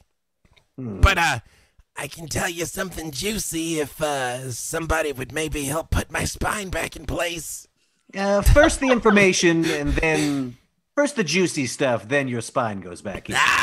You can't pull that one on me. I'm literally a devil, or demon, sorry. There's just legally distinct subspecies, but it's gonna take a little more than that. I'm feeling some numbness. If you could just Well, if you prefer, I could just kill you right now. I'm sure they'll welcome you back to the abyss with open arms, having been destroyed as a quasit. What will you be, a larva when you go back? There are three others. Is that correct? Yes. Well, Besides this- one has been eradicated utterly. One is grievously wounded, and 3 that are unharmed. Yes. So the one that looks just grievously wounded, Briv is going around at this point whenever it's his turn. If you know, and he's We're just kind of out of basically initiative, so. he's gonna basically he's like, you hear him humming a little bit, and he's like, when collecting loot, you boop the snoot, and he like is going to like hit the quasit way too hard right on the face, hopefully killing it. It has 1 hit point left. So yes, you very much like flames. And as Briv kills this one, Bailoff turns to the other 3 and just says, Looks like negotiations have ended. I'm going to make an intimidation roll. You can roll with advantage. Sure. Okay, so that's either a 23 or a natural 20 for a total of 29. I won't even make you roll the d12 against that. They just sort of freeze for a second, and they're like, we're not clear on the turn. Are we leaving? Are we staying? Do we work for? Are you God now? Are we not? Are we just? Because we're gonna do it. We're just not clear on the doing. You work for me now. All hail! And they just like hit their knees in front of you, Bailoff. 3 little quasits. Stay straight, or I shall boop thine snoots as well. Havalar's gonna come out and be like, "You gotta send them home, though. They can't be here. Oh, Or I right. can't be Yeah. here. It's I'm afraid- one or the other." Gotcha. What is All wrong right. with her? Bailoff pulls out a little piece of parchment and just says, All right, you fellas are ushers now. you'll be issued little hats and whatnot when you get to the Black Pits. Here's the directions. Just go there. Speak to the Merilith at the door. Glad to be aboard. Thank you. All hail the Slayer of Archmages, Bailoff. We will preach your story far and wide. We will spread your legend. And you see, one of them turns into a bat and flies away. One of them turns into a toad and hops into the water. And one of them turns into a huge centipede and crawls up a tree, leaving only the nightmare. We're all right with leaving these creatures out in the world. Oh, they're not out in the world. I think I put the fear of the gods into them. They'll be reporting to the Black Pits. You command devils and demons. Those little ones are real dumb. It's not too hard. Yeah. I'm quite confident I intimidated them as much as they possibly could be. I turn to Freely and I say, we're going to need to have a conversation after this. But it just keeps working out though, Alyndra. I realize he's all like, I'm terrible, but he's usually only like Devils terrible. and demons, Freely. Devils and demons. Havalar counts, doesn't she? Don't you? Freely? No, no, Rude. like Zuni? No. Zuni does. Zuni does. is technically a Right? double. See, no, and Zuni's that big old girl, the tummy's there, and he very much starts like rubbing Zuni's tummy and like giving her like Zerberts, which he kind of struggles to reach. I'm sure it's gonna be fine, Alyndra. Don't worry about it. Although, excuse me, is that a giant flaming horse standing over there? Flaming steed, I am Briv Steelmarrow.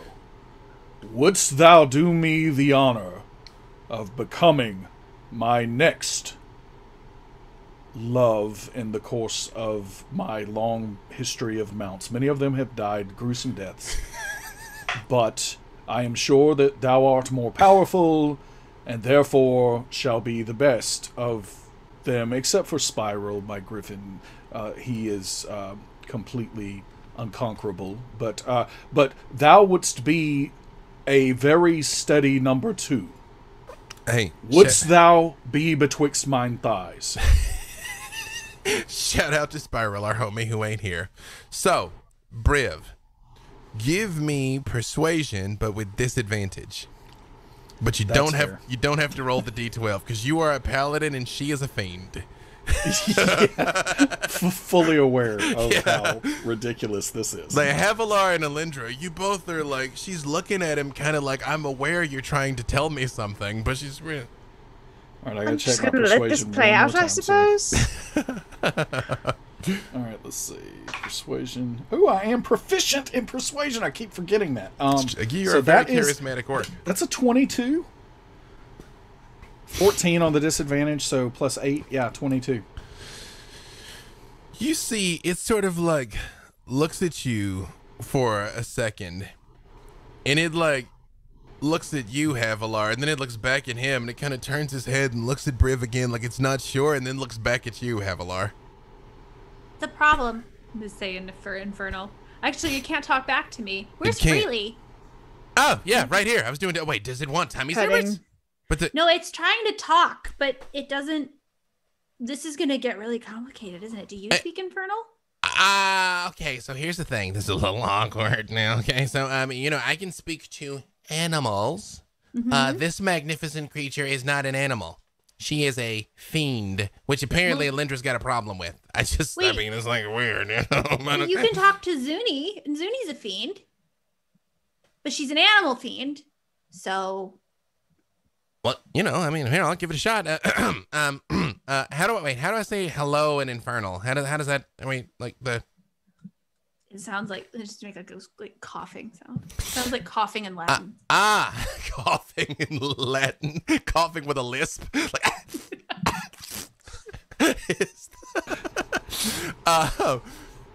He turns and you see he starts making these like weird kind of guttural horse noises, and you see the nightmare just kind of turns her head and he turns back and he looks at you, Briv. Briv, roll 1d4 for me. 4. I hope that's good. 4 is what you got? Yeah. She says 4 times. She'll come when you call 4 times. I shall take it. And you see the nightmare kind of like backs up a second, and she like breaks out into a full run, like she's coming straight towards you, Briv. And you see she just sort of shimmers and disappears. I wonder... But wait, I don't have thine contact information. Oh no, she said you just call out for her. She'll know. What was her name? Clarabelle. Clarabelle. You know what? Beautiful. Chat. Name the nightmare. You know? This is how you get Horsey McHorsemare.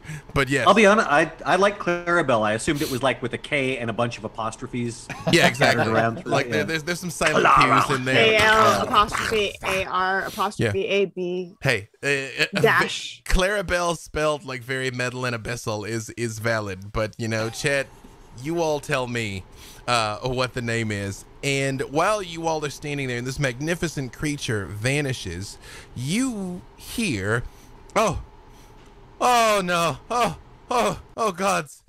And over a hubbub of villagers cheering your victory and assisting those wounded in the fighting, a clear voice cries out, "Oh, my stars! I can't believe he's gone and done it! Where are the guards? Awesome stout folk! Please help me! Oh, we're doomed!" And that is a good place for us to stop for the evening. Hopefully you guys can see me. I just like pulled up the Twitch for the first time, and Twitch is blank, but I see chat, so I guess y'all can see. I guess if no one could see, my phone would have rang by now. So, sorry if this was like a radio play this entire time. I'm pretty sure you could see us. But thank you all for tuning in. I did not give you the second chess code after the break, but I can give it to you now. All I said was it would be after the break. I did not specify. The second chess code is Practical Jokers, but with an exclamation point. I think exclaim is part of the code. But again, you're absolutely right, Jen, that this is just verbal components, because it's Practical Jokers. That sounds like that's how you say hello in Infernal. What? Weird. Who'd have thought? Practical Jokers. Wait, I thought you didn't speak Infernal. And I, again, the consummate professional that I am, need to pull up the results of who actually won today, because in all of the things that I was opening and closing, that was the one thing that I did not open. So while I'm trying to pull this up, all of you tell us real quick again who you are and where they can be located. And we'll go in reverse order, back around the horn this time. So we will start with you, Jen. I am Jen Kretchmer. You can find me on Twitter as @DreamWisp. You can find me on Twitch as DreamWispJen. I'm going to stream right after this, among other things. You also can find Alyndra coming soon, Titled Champions. You can find the Grant Familiar benefiting the Grant Imahara Steam Foundation for the next 2 weeks. I am one of the authors on Candlekeep Mysteries, which is in stores tomorrow. I'm the creator of the Accessibility and Gaming Resource Guide, which you can find in my pinned Twitch, in my pinned Twitter tweet. And what else? I do other things. I'm around. I do stuff. And tomorrow, starting tomorrow, Heroes of the Plains. That's true. With some of these fine folks. If you want like the Freely, Alyndra, and Briv together in the future on another plane of existence, but doing what we do starting tomorrow. Let me just insert real quick here, since I do have it, and I have to say it before I find a way to forget. Our 3 winners of the Icons of the Realms Boneyards booster boxes are Tim Weber, Charlie Paxton, and A.M. Meehan. So hopefully the mods have already poked you, but again, Tim Weber, Charlie Paxton, and A.M. Meehan. Yes, now, Adam, back to you. I'm Adam Bradford, the CDO at Demiplane. You can check out our new platform at demiplane.com. Just getting started, but lots and lots more to come. And you can find me in the Discord there for Demiplane, as well as on Twitter at BadEyeAdam. Perfect. Then continuing back around to Aaron. I'm Aaron M. Evans. You can find me on Twitter at Aaron M. Evans. You can catch me on Mondays at 11 on Champions of Lore with the lovely B. Dave and Trevor Bettis. You can catch me Wednesdays on twitch.tv/Dungeon Scrawlers, where I play in a Forgotten Realms set actual play game with a bunch of other fantasy writers. And I forgot this in the last one, but if you enjoy Havalar, you should check out Brimstone Angels and its mini sequels, which is easily available on Audible and in all ebook forms. And you'll understand why she gets queasy around demons. Right? Mark. Yep. Hello, I'm Mark Meir. I do voices in video games, and these days I also do a fair bit of role-playing on Twitch and other places. You can find me on Instagram. You can find me on Twitter. This week, on Thursday, you can catch me in the 2nd episode of Tolus, where we bring the classic setting to 5th edition Dungeons & Dragons. That's on the Roll For It Twitch. You can also hear me on Stitch of Fate, a podcast by night that drops every Friday and can be found wherever you find your podcasts. And, of course, I am available on Cameo for all your Mass Effect catchphrase related needs. And last but certainly not least, Christina. Hi, I'm Christina Ariel, and I'm not grumpy, I'm just tired. And also, that's my face. So you can find me on the internet on Twitter and Instagram at Christina Ariel, Krystina Arielle. You can also find me as the host of Star Wars The High Republic show on StarWars.com and the Star Wars YouTube. And you can catch me this week on Hello from the Magic Tavern podcast. So you can hear me as a really, really a lot of television reference-esque character who is extremely chaotic and makes no sense. It's fantastic. So be sure to listen to that podcast. Be sure to follow me on Twitter, and you can find out stuff and things that I'm up to, because that's where I put it. Bye. A wise ASMR bard cleric once said that I won't tell you to smile because that's something only jerks do. Not this one. The other one. That was a deep cut to the deep cut. B. Dave Walters, I say words about things. You can find me wherever fine streaming content can be located. As again, Mondays at 11 on this very channel with the lovely Aaron and the lovely Trevor. He gets upset when I tell Aaron how pretty she looks if I don't tell him that he also looks very pretty.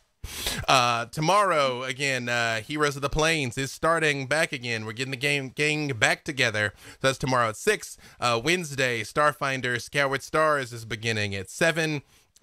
We will be announcing, by the time you see me again, we will have announced what the Black Dice Society is and where you'll be able to find it next Monday. That's coming out. And let me give you the final bits of announcements here. Gave you the winners of the giveaway. The Pirate Briv and Flo and Pirate Alyndra and Griff theme packs will be available on Wednesday. Go Team Pirates. I realize they're not here for the pirate story, but pirate outfits are self-validating. So if you have the ability to have people dressed like pirates in your formation, why would you not do that? I'm just saying. Jen Kretchmer will be on Idle Insights on Thursday, the 18th at 1 p.m. to chat with Margaret about all things Alyndra. The first vote for next week's show is live now. It went up at 7, so you can log in to Idle Champions to vote to effects next week.